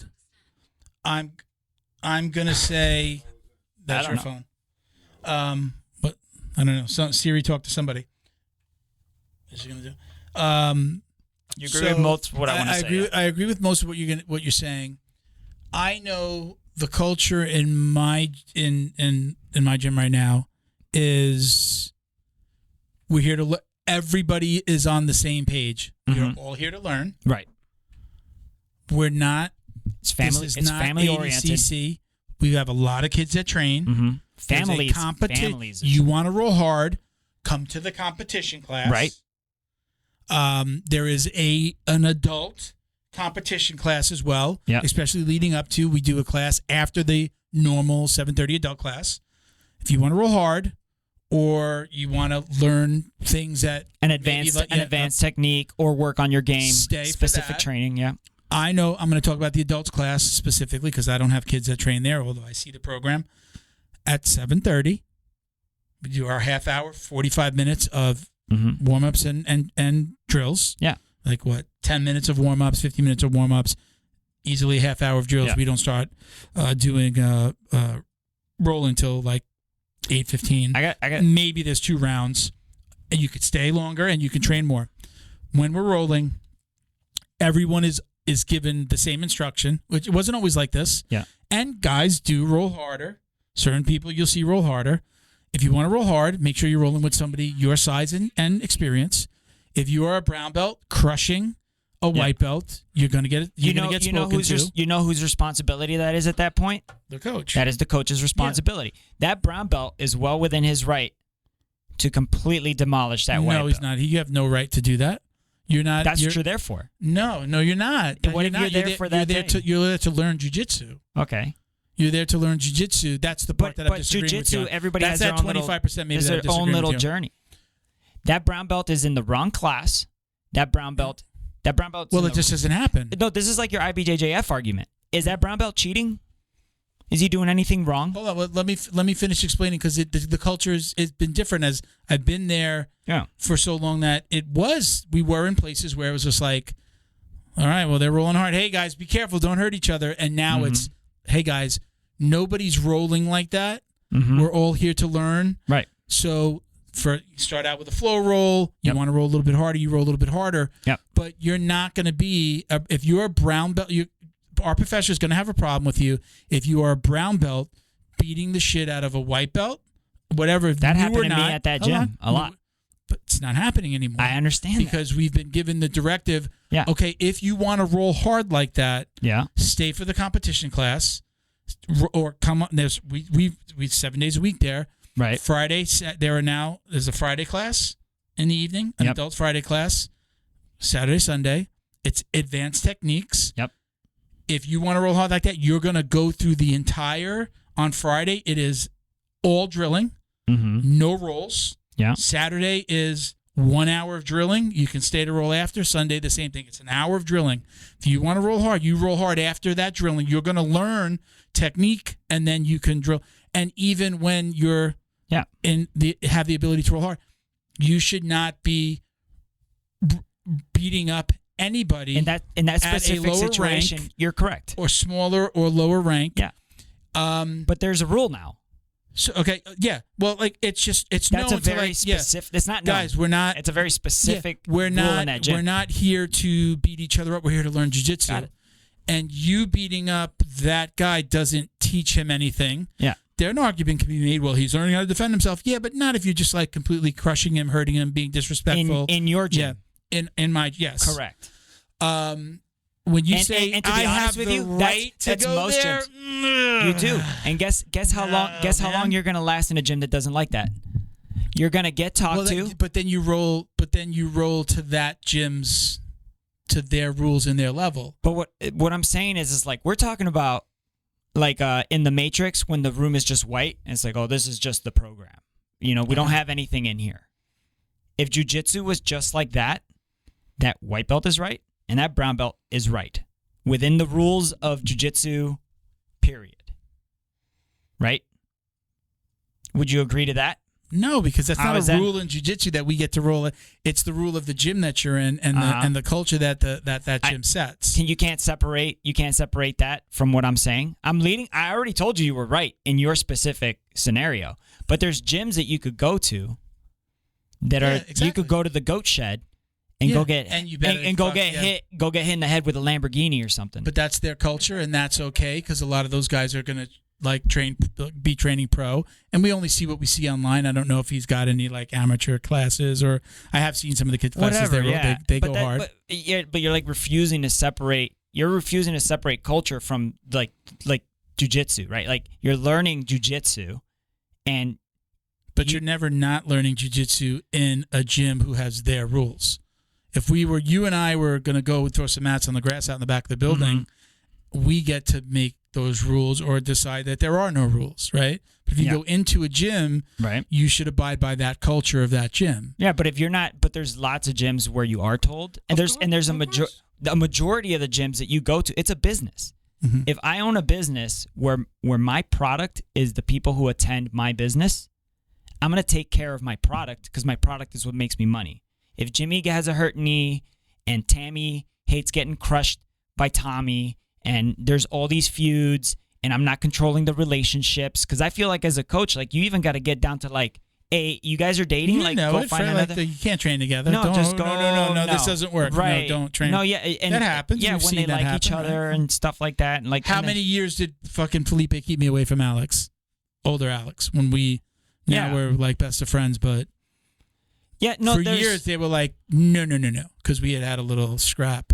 Right. So that's what I'm saying. Like, I understand what you're saying, but what I'm saying is, it's like everybody has a right to announce what they want to do, but everybody also has a right to do whatever you're allowed to do.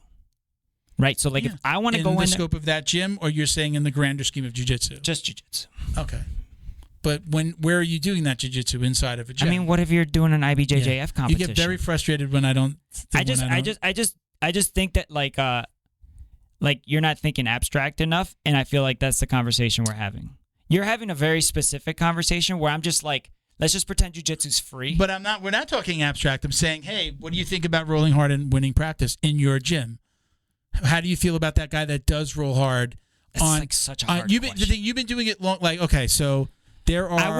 I would never crush a lower belt or anybody who is rolling with me, and I could. You do it for so long, you feel a person's mood, and we've talked about that. Yeah. And you also have different relationships with different people that you roll with, and that's all a cultural norm.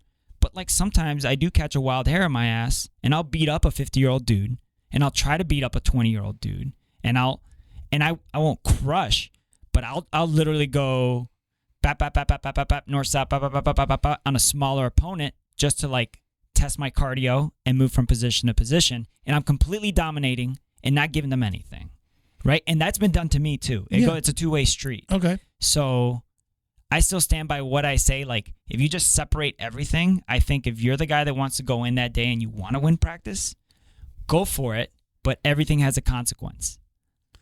I agreed with you everything up to that last statement. Everything's a consequence. Because of that, that's the consequence. You would never, ever, ever deal with a person. I don't think that like there's... But in your gym, does that happen in your gym? And does Adrian go, hey, whoa, what are you doing? What are you doing? What do you mean? If somebody comes in and goes fucking ham on somebody, and it's just like, you clearly are better than that person, don't do that. I can't recall where any of that has ever happened. Him saying something, or that somebody came in with a bug up their ass? That's okay. Scenario. So then I think we're saying, but there's awful stuff that I've seen happen in there as well. I'll go back and say at my first gym, I mean, I was only got as high as a 2-stripe white belt. Mm-hmm. Yeah, I went ham on the new guys all the time, but I didn't know any better. There's people that go in there. I was a shitty partner, like knee on neck. Like, yeah, absolutely. Yeah. I did knee on neck last year, and then or knee on sternum. Yeah.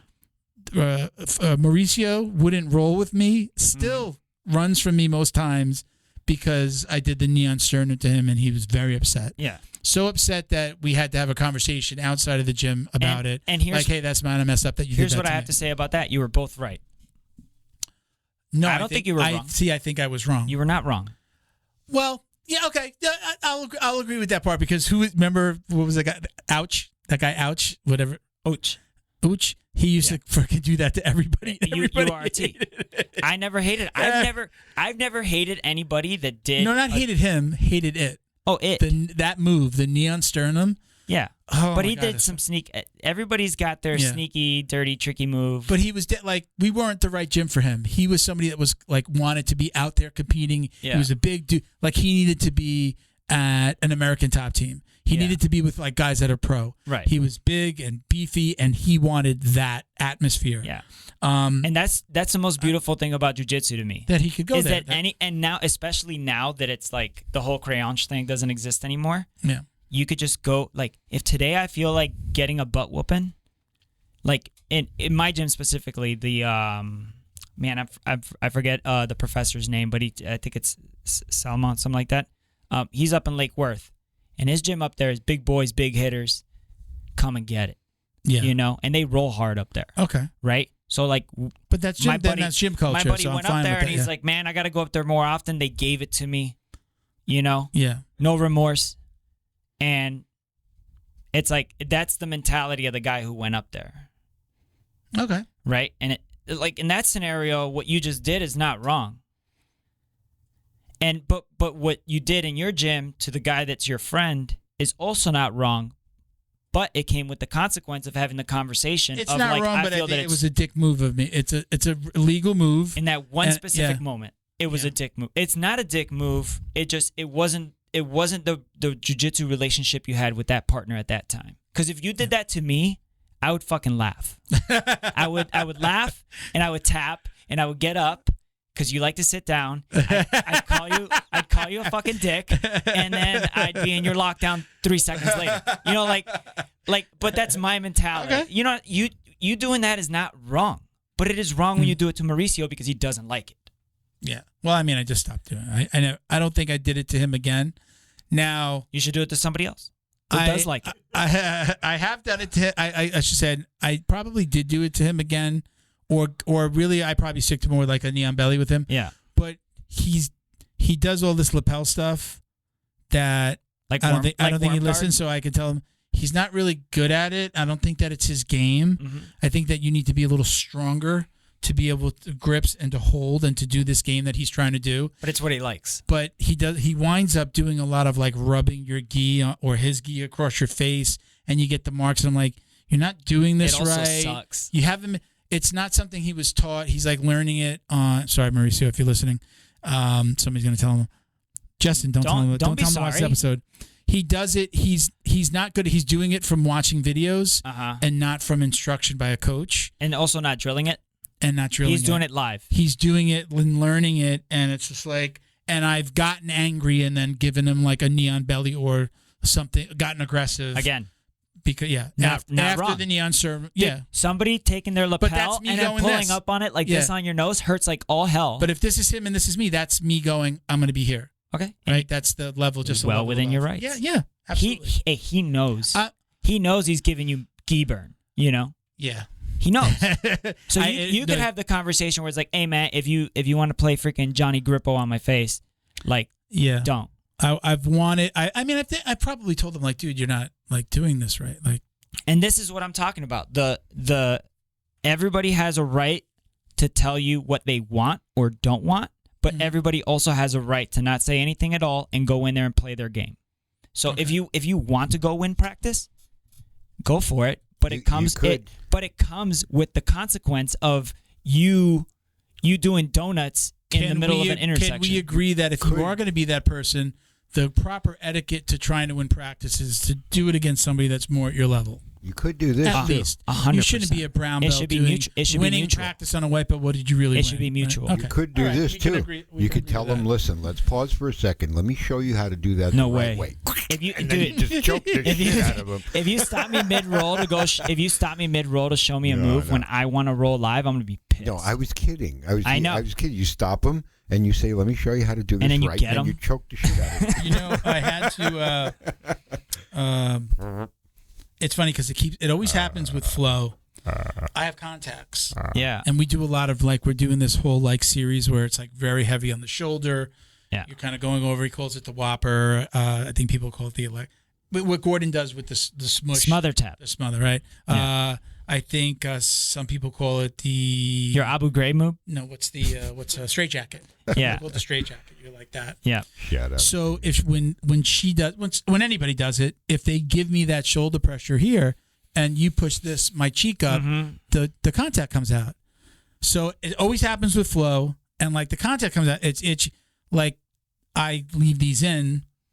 I need that contact, and if I've got to take it out and roll, I've got to. I can't just be like rolling and holding it. No, yeah. Put it. I've been there when you lost it before, actually. Yeah. I mean, if I have one, I'm fine. I can get home, But if I lose them both, it's very blurry. Yeah. So It's a good thing you live 30 seconds away. It's happened before, and it's come out, or I've stopped, and I just felt like I felt bad because I had to tell her to stop again when it's happened before, and I'm like she's really laying into me, and she's on the top, and it's popping out, and but when it folds up, it gets a little scratchy, so it's like scratching, and it's annoying. So I'm going like this. I'm not telling her to stop, and I'm like, hey, my contact's coming out. She's like, so let it come out, and she wouldn't stop, and then she kind of slowed a little bit. I'm like, Flo, I got it, and then it just kind of, I was like, do you see it? Did it come out? No, I thought I lost it, and we kept on going. But it's funny, and she's just like, no, motherfucker, let's keep on going, Yeah. And again, I felt like I was being that guy that's just like, oh, like you get me in a bad position, and I'm like, Yeah. stop. I felt like a little bit of Yeah, an but you asshole. guys have that relationship. If you would have seriously just went, Flo, please, and she would have been like, oh, I'm so sorry. Yeah, no, Immediately. I felt like she took it as like, oh, you were. I know. I what got you're you saying. here. I got you here. You're in a hurt locker. You got to give me the stop now. Right. Or like the guy that's just like guide you through the submission. As soon as you're getting it's is like, close, yeah, finish it. Go ahead. You almost got it. Kid. Like, whatever. Long Thanks, hand asshole. over short hand. Yeah. I got a couple of quick questions. Very specifically, this is actually Justin Lancaster who named the drill down The drill for down us. guy. He gave us. They're not commented. there he DM'd me. Are you looking for them on Instagram? Actually, no. I set up a profile thing that was like send your live. Like, just send me DMs of a. I got a question actually. Okay, cool. So I was just reading it. So we'll do this one. He sent two. I'll do the first one, and then you can ask yours, and then I'll ask you his second one. Is this the drill down? No. Okay. But now we got the sound bite. He happened to name it. Yeah. Okay, so he says, question for you both. You get to train jiu-jitsu with any person, dead or alive. They're alive for the actual training, though. No dead fish bodies Damn here. it. Gi or no gi for only 2 hours. One-on-one personalized training. Mm-hmm. Who is your pick, and what would you want to focus on?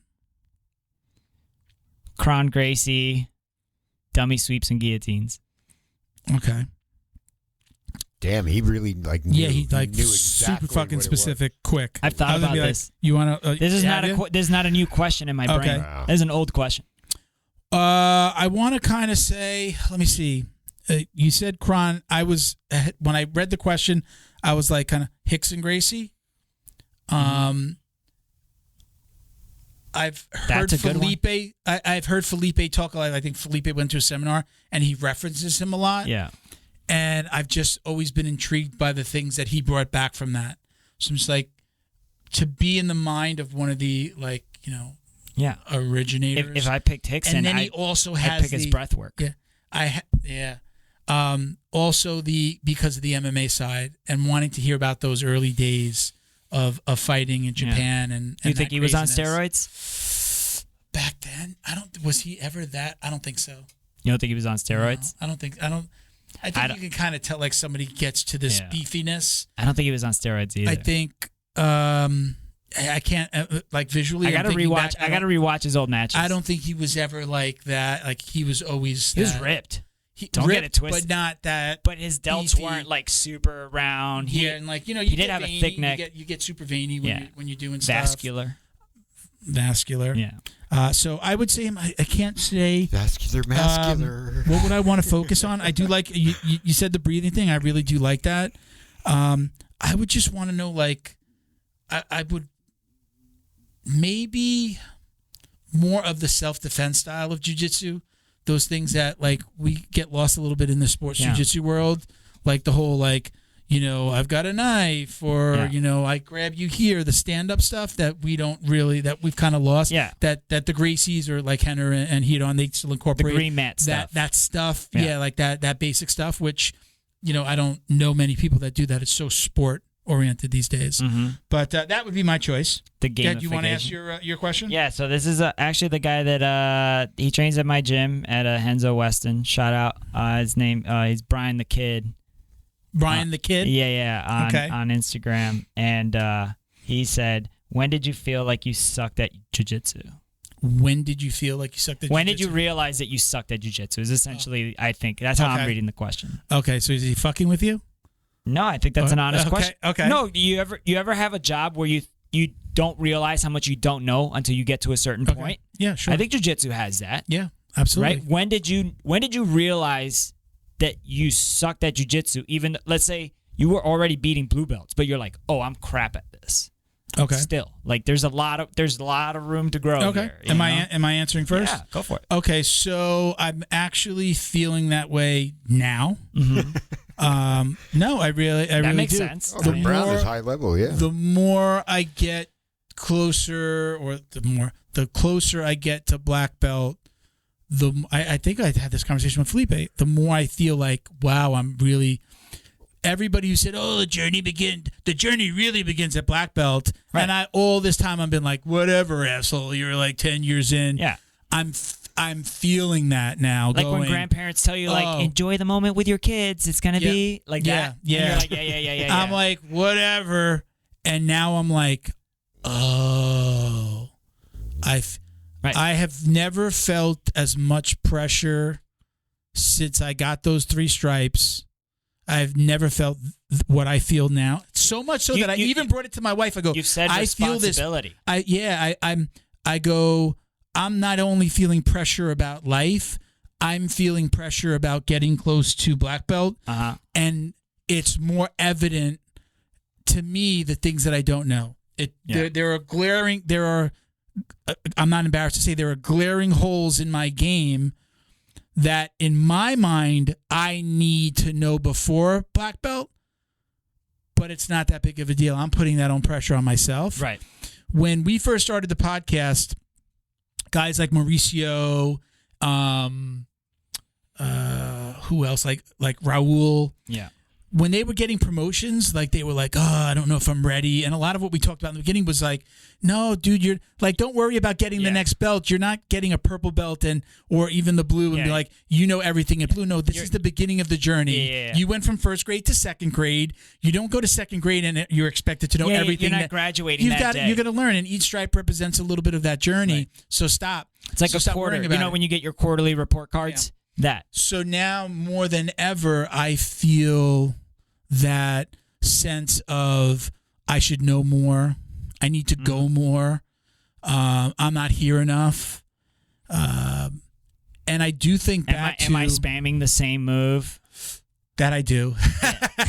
Yes. Should I expand my repertoire? I defend myself with that where, I think I am. Okay, so I said before, we do a Friday night class now. Uh-huh. I have never enjoyed a class more than that class, and there's no rolling for the most part. You could stay after and roll probably. It's a drillers make killers class. We're learning things. You actually tell people like, don't come if you're not advanced already. Like you can't just be a new white belt and do it. We do have like a couple of white belts that show, but it's like, no, guys, this is for advanced people only. Yeah. And it's a full drilling session of things that we have never learned before. He still does it like his series, but it's not what we're doing during the week. Maybe he's doing something more advanced, more like a flow progression, like in terms of like bait this to catch that. We're doing a little bit more leg stuff and some leg entries and single X like entries. We're doing a lot of things that we just never have done before. Yeah. And I'm glad that he's doing it. I think he's got a couple. Me and Ray, college level. Yeah, me and Ray as brown belts, pretty much at the same level. Where I don't know that he did it for us or anything like that, but I'm glad that he did because I'm feeling like he's a need. Yeah, it's like, hey, you guys are going to be I don't know that he did it for this, but I feel like part of it is you're representing me, and you guys are going to have your black belts. You need to know these other things. That's exactly what I was going to say. That's especially like. I feel like I know Felipe. We're not friends. We're friends, but like I know him. I know his mentality. I feel like he's like, if it's getting to the point now where I'm going to have real people really wearing my black belts that are mine. Yeah. And I think he feels a responsibility because you feel a responsibility. And he's the type of person where you say something to him and you're not sure if he's processing it or anything, but he literally will write a mental note down and think about it, and like a fucking, what are those things? Like a caterpillar in a cocoon, man. Yeah. It'll just be this butterfly like 3 weeks later. We're learning stuff that we haven't learned before. We're practicing things that we haven't practiced before. Mm-hmm. I think you're right. I've always said this. At white belt to blue belt, my basics that we still practice every day, even as a brown belt, we practice basics. Just different mounts and side guards and passing. I was better at that stuff at white and blue than I was when I left that school and blue to purple, even into brown, because I was also teaching it. Yeah, I was a white and blue belt training training 6 days a week. And my coach, he would not be there, or I would run the class. I'd do the warm-ups, run the basics, and then he'd come in and teach a move. Not, standing there watching me do that and letting me coach. He was teaching me how to coach. Yeah. He would literally be in the corner, maybe like the Jiu-Jitsu mentor. University book, going like this. Let me see what I'm going to teach today, while I ran the class in the beginning. Yeah. And because I did that, not only with the adults, but sometimes I would be there to do the kids' class, I was forced to practice those things over and over. 6 days a week, sometimes, 2 classes a day because the kids, and then me doing it as well. So I was doing it, teaching it to the kids, teaching it to the adults. And just think about that, let's just say 5 days a week. Yeah, you become proficient. I became so good at it that I felt I lost my technical prowess over time. And then I became more like Hulk smash guy. I'm not saying that I'm still like that, but until like now, where we're really drilling this extra stuff, you have a lot I'm feeling better about it. You have a lot of tools that you could use, which most people would consider like the lazy way out. Because if somebody of your similar size, with a higher skill level than you, was rolling with you, and you tried what would work on somebody lesser than you, it would not work. Oh, absolutely. Yeah. And I know that's what you're saying. My tricks don't work on exactly. Tom. Is you have tricks. So you have tools that my tricks don't work on Tom. Exactly, right? So even, Ray, I mean, I can't use the same But like tricks. when you were that young, did you feel like you knew you sucked? No, because you did. I thought I didn't think I sucked then. Exactly. At white, I thought I was amazing. Exactly. At blue, I was just like, I'm the fucking man. Yep. At purple, I was in such a small class at white in the beginning of blue. You were a big and fish then in a I small went to pond, fight sports, and I was, I then surrounded by a bunch of blue belts and some higher belts, and Adolfo was coaching, and you rolled with him, and I really started to go, wow, my jiu-jitsu sucks. Hey, caca. But again, I think just thinking about it now, I think you also forget the things that and like you catch yourself doing something like, oh wow, I haven't done that in a while. Mm-hmm. But as far as to that question, I have probably felt that way more now. Yeah. Probably more that I'm harder on myself than probably anybody is, and there is this added pressure again that I'm putting on myself. There's nobody being like, you're almost a black belt. But you got totally putting it on myself, but I want to be proud of my jiu-jitsu, and I want to make my coach proud. Your own goals. You have your own goals. You have your own goals. So I'm definitely in a place where I'm definitely training more than I have. I told you I've got to be out. I'm going to have to be out for a couple weeks with a little procedure that I got to have done. And I'm dreading it. I'm like, fuck. Yeah, but think about because I'm out, right? So like I've been working on stretching and then like just lifting light weights at home. I'm not gonna be able to do any of that. And then you're good. Yeah. And then I'll answer the question because mine. I feel like mine's super short all the time. Like when I first my first roll ever was with Tom, and I've told that story a couple times. Oh yeah, yeah. My first live roll. Did ever he smash? Did he? Not only that's he what I'm rolls saying. Fucking hard. Yeah, but I'm a brand new day one white belt. Live roll, and he's the situation that you were talking about. It's like, what do you feel about a brown belt beating up on a brand new white? That literally what you described is what happened to me. Yeah, and it flipped a switch in my head where I was like, I could be like that, and I've let myself go, and I'm not proud of who I am right now. And this man is doing this to me. He's killing me softly, right? And he whispered in my ear while on side control. He was like, fight for your life. He said that shit in my ear. Day one, bro. Yeah. Day one. Okay. Did he know you? Did you No. know strangers? Everybody was a stranger. Yeah. Everybody. You didn't have your kids in there a little Just bit first? my daughter. Okay. For a couple of months. Right. Super new. You hadn't run into him because the kids and he had a son? No. Okay. No, I didn't know him at all. Okay. Destroyed. That sounds like Tom. Yeah, and in his defense, I was going as hard as humanly possible. Yeah. But anyways, to answer the question is, I feel like I've always perpetually sucked because of that moment. Yeah. But it's also it's a driving factor of there's more to learn. And let's say I do, by even a broken clock works twice a day type of scenario, I beat Tom up, right? Which I feel like my day's coming, 2035, 2040. You know what I'm saying? This is a game of attrition. You know what I mean? Yeah. I'm gonna get him on the back end. You're gonna get him when he's in a wheelchair. Yeah. And you're like, hey, remember me? Dump him over on the mat. Oh yeah. Fight for your life. His wheelchair over. I'm gonna put the locks on the wheels. Oh, I'm gonna ask him if he remembers that. It totally sounds. I remind him. So he did. But anyways, I always feel like I suck, but I suffer from this weird delusion where I think I'm better than I am. I have a real issue with my confidence. Dunning-Kruger syndrome. You're harder on yourself about your jiu-jitsu. Not only that, I'm also rolled with you and I'm a little dumb. Dunning-Kruger syndrome. You have really good jiu-jitsu. The fact the wrestling, I like the sport. Having a little bit of that wrestling mindset is definitely, I think, makes you better. We go back to that for the second time we roll. I get smashed. I knew right away. I was like, oh, you wrestled, right? I called it because I could just see the way that you moved in, the way that I could feel you attacking. And I knew, like, you just had day one. You started better than people that were there for a while already. Well, I've grappled before. Because you grappled before, but I think that you're a little bit harder on yourself. I know. I mean, the last time I rolled with you, you were. I'm aware of that. You were. Yeah. I'm gonna next time we roll. I got to roll a little harder with you because you've gotten better. I went with my chill mode with you, and you were not chilling. You know. But I You also, were not chilling, but that, hey, to be honest with you, I really wasn't going that hard. I wasn't even breathing hard afterwards. Well, I think I went into it with a very lazy roll. Exactly. And you capitalized. The exact same scenario that we talked about. Yeah. I didn't have to tell you what I was gonna do. Yeah. And you didn't tell me what you wanted. Yeah. And there was no mutual agreement.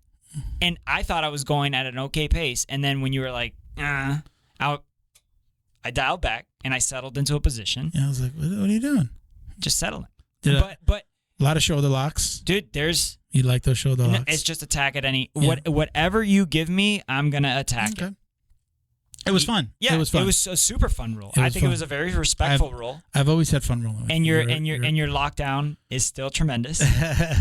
and I was happy that my lockdown my equalizer. defense. Is this the bromance part? It is because this is the. I always like rolling with you. I like when you touch me. He's a fun roll. He is a great friend. He's like when you put your fingers through my hair. I love his sense of humor. Yeah. Yours too. He's a good dude. Yours too. Because you tell him when he's not here, I'm like, I like it better when Miguel's here. When I do the podcast by myself, I'm like, But also like you're super fun too because like when you roll and you get like a cheeky move. Or like it's good, and I didn't know that was a bag of tricks because it's very so often that we roll. You like smile, and you're like, gotcha, bitch. Like, you know what I mean? I'm a talker during my roll. Yeah, I put little hearts on the screen. I laugh. If you get me, I'll be like, I'll be like, I would never maliciously, and I think since day one, because even the day that I wanted to spaz out on you, I told you. Yeah. And I was a 1 week white belt. Yeah. You know, and I already had the mental capacity to go like. I'm gonna act retarded real quick. You let me know how. So we have one last question from Justin. Completely not jiu-jitsu related at all. Oh, good. Oh. So he said also a question for Miguel. Okay. What's your take on the fall of Silicon Valley Bank? Their role as the primary tech startup bank. Because he knows you've had crypto talks with him? I don't think so. No, but I guess he knows. He listens to the podcast. Well, so I mean, knows. I also post so their role as the primary tech startup bank, which plays into the crypto market, and what the fallout in the medium term will be with the economy. What does that say? I don't know. Fiat currency and crypto overall. Our money I couldn't tell if it was an L. I really am like partially blind. Yeah. I couldn't tell if it was an L. The flow knocked that. Fiat currency. I'm not. Your money is fiat currency. Okay. Which is going to go flat. Which is going to go flat. Okay. You can't say that. All right. So go ahead. First of all, it's not financial advice. Second of all, we're not doctors. Yeah, we're not and doctors. We're not financial advisors. We're not fiduciaries, and we have no responsibility whatsoever. We could be politicians, though. Just read the sign. Yeah. Emphasis on this should have been this font. See, because we don't know. It should have said, and this should have still been on top, though. Like, jiu-jitsu and dummies. No, like, it's still in order. But honestly, what I think is there is no regulation right now in the United States. Other countries have clear regulation on certain cryptocurrencies and banks having exposure to risky assets, which are unregulated cryptocurrencies, because they're businesses. Most people think like a crypto's a crypto. There are cryptos that are like, it's literally like us three sit in a room, we pay somebody to create JJD coin, and then we either run a pump and dump, or we try and there's no utility to it, there's no value. But there could be, we could create it, and it could it's a shit coin. It is. Yeah. It's a super low cap, like not a lot. Maybe we get some VC funding, but anyways, there is regulation in the United States for like, so Silicon Valley Bank, when they went under, right, which was also, they had no reason to go under. It was a scheduled liquidation because they had to make up for their balance sheet, right? Because they have people to answer to and creditors to answer to. Were they in trouble because of risky assets and playing with other people's money? Yeah, but all banks are doing that, right? But that was a bank run. They went under because people freaked out because the CEO liquidated something like a couple $2 billion to offload the balance sheet because of risky bonds, if I remember correctly. And then everybody freaked out, and then the Fed came and saved them, right? Essentially a bailout. But what I think is like exposure to risky assets like cryptocurrencies, an unregulated market, is a gamble, and that's essentially what the stock market and all this, it's all speculation still, but what I was getting to is cryptocurrencies, they're tied to companies, the ones that actually have like utility, right? Like, so you'll have a software company that solves a real problem in, like, let's say the central banking industry where there's a huge liquidity issue and they can't, it's like they need to be able to be so liquid that they could do huge transfers across the world fast, so that way they always have money to like give, lend, play with, operate as a central bank or as a global bank. Okay. Right? So those have utility, but they're not regulated. So in the United States, they could be regulated in Singapore, in Sweden, and other countries, Japan, currency. the same one. Okay. This is happening right now. There are cryptocurrencies that have companies that are attached to them that have a real life solution that are already being used in other countries because they have, like UK, Japan, Sweden, Germany. They have like regulation rules. They have taxes and everything for cryptocurrency and cryptocurrency companies. In the United States, we have crypto-friendly states like Montana, Nevada. There's favorable state-level crypto incentives if you want to open up a crypto bank, right? Okay. But you still have the obligation to file with the Securities and Exchange Commission, and you're still dealing with the CFTC. There's like a lot of stuff going on. It's kind of quasi-regulated, but there's nothing set in stone at a federal level right now because they're basing it. They don't know if it's a security. They don't know if it's a commodity. They don't know if it's a currency, right? And everybody has their own opinion. So right now, I think it collapsed because that was a bank run because they freaked out. But I also do think I've been very tinfoil hatty all day today, so I'm just going to go ahead and stick with it. There is an initiative to stifle innovation in crypto before regulation. This is my personal opinion. So that way they could suppress everything in the whole market, just like how they did in the dot-com bubble, right? Okay. They did this, right? Amazon was sued by the SEC. Okay. SpaceX was sued by the SEC. Tesla was sued by the not SpaceX, but Tesla was sued by the SEC. Elon Musk is very famous notoriously for saying screw the SEC. Yeah. Publicly. Okay. Right? The reason they do that is because you've created a new market and you've created a new something that doesn't fall into the box of like a security. You do the Howey test, right? That is an orange grove farm in Florida a long time ago. That's how you determine if something is a security or not by if it meets these 4 or 5 metrics or whatever it is. We're not there yet, but there's real innovation happening, and these solve real problems, and they help people who make money. So there's no logical reason why you wouldn't want this company to succeed. JP Morgan Chase has exposure to cryptocurrencies. Deutsche Bank has exposure to cryptocurrencies. Freaking BOA has exposure to all these major banks have exposure to cryptocurrency or so why did they collapse? So what will the fallout be in the medium term? They're going to keep stifling innovation until there's regulation, and that way the government whatever entity it be, that's my opinion, until they know there's going to be, we already know there's already insider trading happening, right? Okay. Nancy Pelosi, best trade, or her husband's better than Warren Buffett, right? By coincidence. I've heard. And so I think it's very smart if you're a regulator or if you're an overseeing body to make sure that there's regulation so you figure out how the country can make money off of it, because that's what it is. I have exposure to cryptocurrency, and since 2017, you file taxes. I file my taxes. I own a program that takes account of everything that I own, every single trade that I've made, and it prints out. It's like a 1090 like something form that's specifically for cryptocurrency, and I turn that in to my tax agent, and I go, I'm abiding by the rules here, even though there are no rules. They tell you to file, just like the IRS tells. There's an actual like document that tells, like, if you're a thief and you've stolen, you could report as a like income. Yeah. From stolen goods. And so I think what's happening is what has always happened, you know, like during the innovation of the iPhone in 2008, during the middle of the housing crisis, innovation was still happening and things were being stifled until there's regulation. So that way the powers that be can make money. And once again, this is not financial advice. Not financial advice. Okay. It's just what I think is going on. We're only giving jiu-jitsu advice is the only thing. So that medium term, until there's regulation, you're gonna keep continuing to see pump and dumps.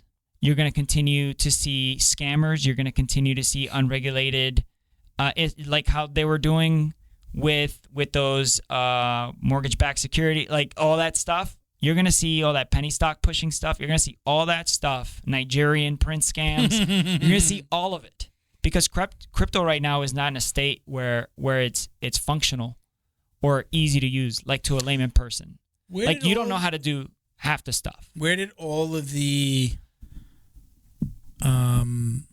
what is it when the images, all the images, the NFTs, what, right? Like that was like.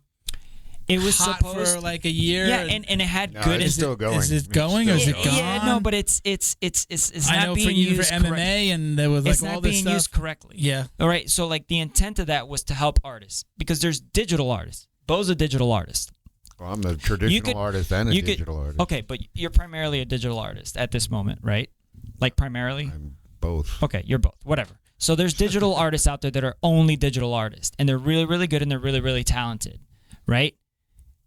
How do they sell their work? You know what I mean? They could do what obviously you know. Hey, make me these graphics, blah, blah, blah, blah, blah. But like think about in the NFT world now, they could create a piece of art that somebody buys, but it has in the blockchain a smart contract in it that says when you sell it, I will always make my royalty off of that. And then when they sell it, I will always make my royalty off of that. But when you own it, you own it. So like let's say you own a very famous painting by a very famous NFT artist, and he's blown up or she's blown up or whatever, and let's say Disney uses it in a film, you own that. Yeah, you could take a screenshot of it. I could have it in my phone, like that argument, whatever.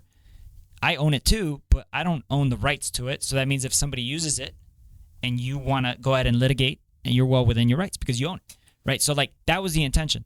But NFTs to me are like a company like Proppy. What they do is they'll go buy a house under an LLC. They'll do all the work there. Tokenization. They'll tokenize it and they'll create it into an NFT. So now you could buy this house using whatever cryptocurrency you want or fiat currency if you want to. But then all they do is they transfer the title to you and now you own LLC house on whatever. Right? Like that's a good one. Or how about this? They also you get pulled over. Tokenization. You get pulled over, right? Hey, we need your license, your registration, blah, blah, blah. That could be on the blockchain. That could be an NFT. Your Florida driver's license could be an NFT that tells you your driving record, this and that. Could just be a QR code, man. Like, here you go, scan it. It tells you everything. Like, that could be a good use for an NFT. Birth certificates, keeping track of property. Medical information, keeping track of property records, you know? Well, that's the difference between NFT and this new element of tokenization. So now with tokenization, you can have group buying of a house. For instance, you can have people invest $1,000, this and that. No, they do that. They already do that. Literally 1,000 people who would put in $100. They do that with memorabilia. They do that like the Pokemon #1 card. So that this Jake is why Paul I was owns. saying the traditional and digital artists at the same time, because what you do is, let's say you have a sculpture, you created a traditional sculpture. Yeah. And now you take a picture of it, you create the digital NFT. That's what sells, and when you sell it, it unlocks the actual. That would be a derivative. Hard collectible. Yeah, that would be a derivative of the thing. Jiu-Jitsu's favorite monthly subscription box has now joined the Jiu-Jitsu Dummies podcast. The BJJ box is delivered to your door filled with premium jiu-jitsu and grappling apparel, equipment, supplements, supplies, snacks, and more. The crew at the BJJ box find the best in the world of jiu-jitsu and guarantee every box to be worth more than the cost. Each box includes 4 to 7 items you're going to love. Visit thebjjbox.com and use code JJD10 to get $10 off your very first box. And give them a follow on Instagram at thebjjbox. Neutral Zone is Combat family owned, so they know you need to keep yourself and your equipment clean. They created Neutral Zone Clean wipes and sprays for just that purpose. Neutral Zone products are formulated to reduce the risk of bacterial and fungal infections. Whatever's making you sweat, weight training, rolling on the mats, yard work, or just working around the house, Neutral Zone Clean wipes and sprays can make you feel and smell refreshed. Use code JJD to get 15% off your online order at neutralzoneclean.com. While you're there, sign up for their newsletter to receive the latest info and updates on product launches like their new shower gel and soap bar coming soon. Are you Neutral Zone Clean? Special thank you to the crew over at Flow and Roll for all their support. Flow and Roll is renowned for their incredible no-gi rash guards, shorts, and leggings. Flow and Roll has quickly become the premier custom apparel provider for academies big and small throughout the United States. Reach out today to discuss your custom order and ask about their incredible pre-order program. You can send an email to flowandroll@gmail.com or visit their Instagram at flow_n_roll and shoot them a direct message. And yes, they can create an awesome custom gi for your academy as well. Visit flowandroll.com to check out their awesome designs, and while you're there, pick up a Jiu-Jitsu Dummy signature tee exclusively at flowandroll.com. And remember, you'll get 20% off your purchase of t-shirts, rash guards, or gis with code JJD. Hi. Hi, everybody. Hi. All right, we're going to leave it there. Thank you for the questions, Justin. All right. Thank you for the question, Brian. Thank you. Anderson. Thank you doing this. I all hope for you had a good time. watching. Yeah, it was fun. I want to. This makes me want to get back to the roundtables. If we get up to where we get the studio back up north a little bit, we'll have access to some more people that we know. It's hard to tell people to come down for that. And if we have enough drive. space, Fuck it, man. We'll You have wanna enough be on the space to show, get come back to down doing the here. roundtables, which I like doing this and discussing, arguing out points, having that different. I like that. That's the way we started. Not that we won't have that. Not that we still won't have guests, but I definitely want to throw in the roundtables again in the mix. I also into the like rotation. this. Yeah, Like this that's is what I'm saying. fun. No, I like. Yeah, This makes me want to get even more people in and be. Yeah.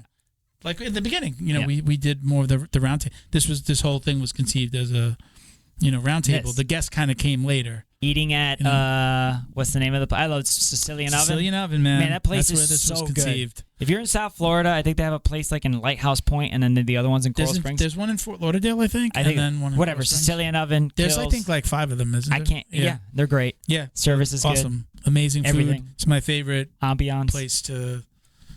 I like the You rice could- balls, wings. You get a good steak there. You like rice mussels. balls, Yeah, do The that mussels mussel- are good. Yeah, you get white or red.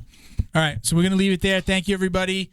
You can check us out at Jiu-Jitsu Dummies on Instagram for all the ways to watch, listen, and support. That's right. I'm Uncle Milty BJJ on Instagram. JJD_DJJ69 on Instagram. Shadow Band. Yeah, I am actually. I checked it out Did with you a couple notice it? people. Yeah. No, I had other people check it out Try to tag you and stuff. that I knew didn't follow me. Yeah. Like my sisters. And you don't come up right stuff. away. Yeah, I wonder why. it's probably all that crypto and Maybe. government stuff that I post and eating meat. What's Well, up? Bad works. At BADWERKS, bad work. Bad works. All right, everybody. Thank you for watching and listening. Peace, you love, very much. Jiu-Jitsu. Peace, love. Us.